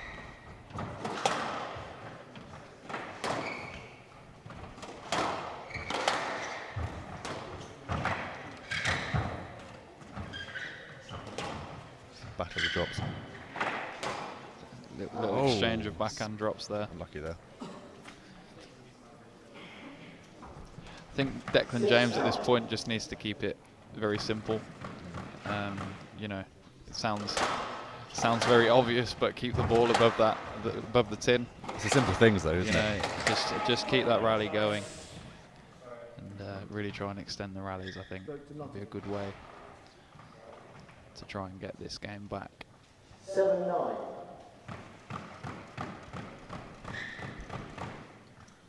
I mean, often all you need to do is just sort of soak up your opponent's shots and let them make the unforced error. Yeah, it's hard because you don't want to be you know, sitting back and let your opponent playing like playing. And it's energy intensive as well, trying to soak up all the shots. And you sort of obviously want to be in that dominant position, but yeah, you want to be as proactive as possible, but you know, without the high risk. I think definitely building up and down the walls, you know, is a good place to start. It always is. You know, to work yourself into that position, to then be able to be a little bit more attacking. Wise words from our squash coach here at UON. It's crawling back here, Declan James. He's brought it back. I think he's heard me. He's really keeping it simple.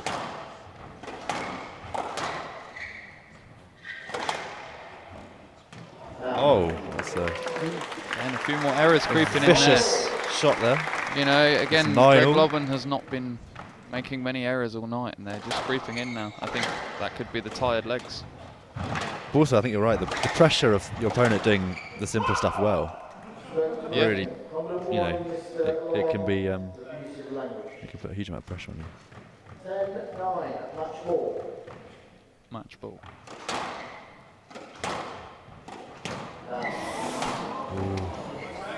Again, just needs to keep it simple. Oh, sudden death. This is it, match ball for both players.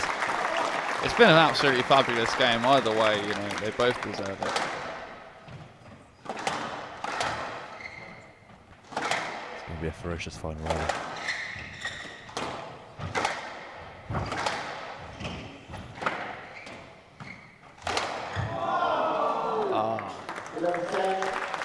Brilliant game. Absolutely fabulous game. Fantastic squash. I mean, lovely squash. It's been a great evening. Definitely. It's been an honour to do a little bit of commentating and a pleasure doing it with you as well. And you. Yeah, it's been great. Well, that's all for tonight at David Ross Sports Village. We'll leave it there. Been an honour commentating with you, Alex. And you. Yep. Hope to do it again sometime. Oh, definitely. We'll get contracts soon, PSA, for sure. If they're not in contact, if I don't get a text in the next 5 minutes, something's wrong. Something's definitely wrong. It could be awkward though if you get one and I don't.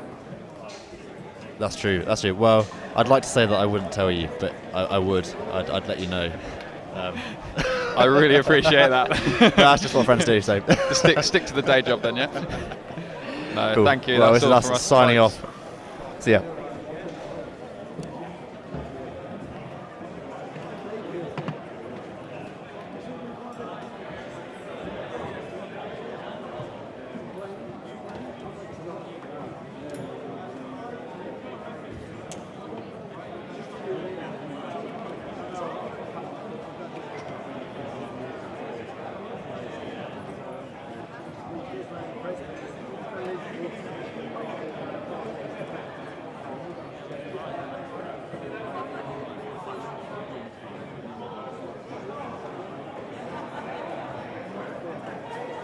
I think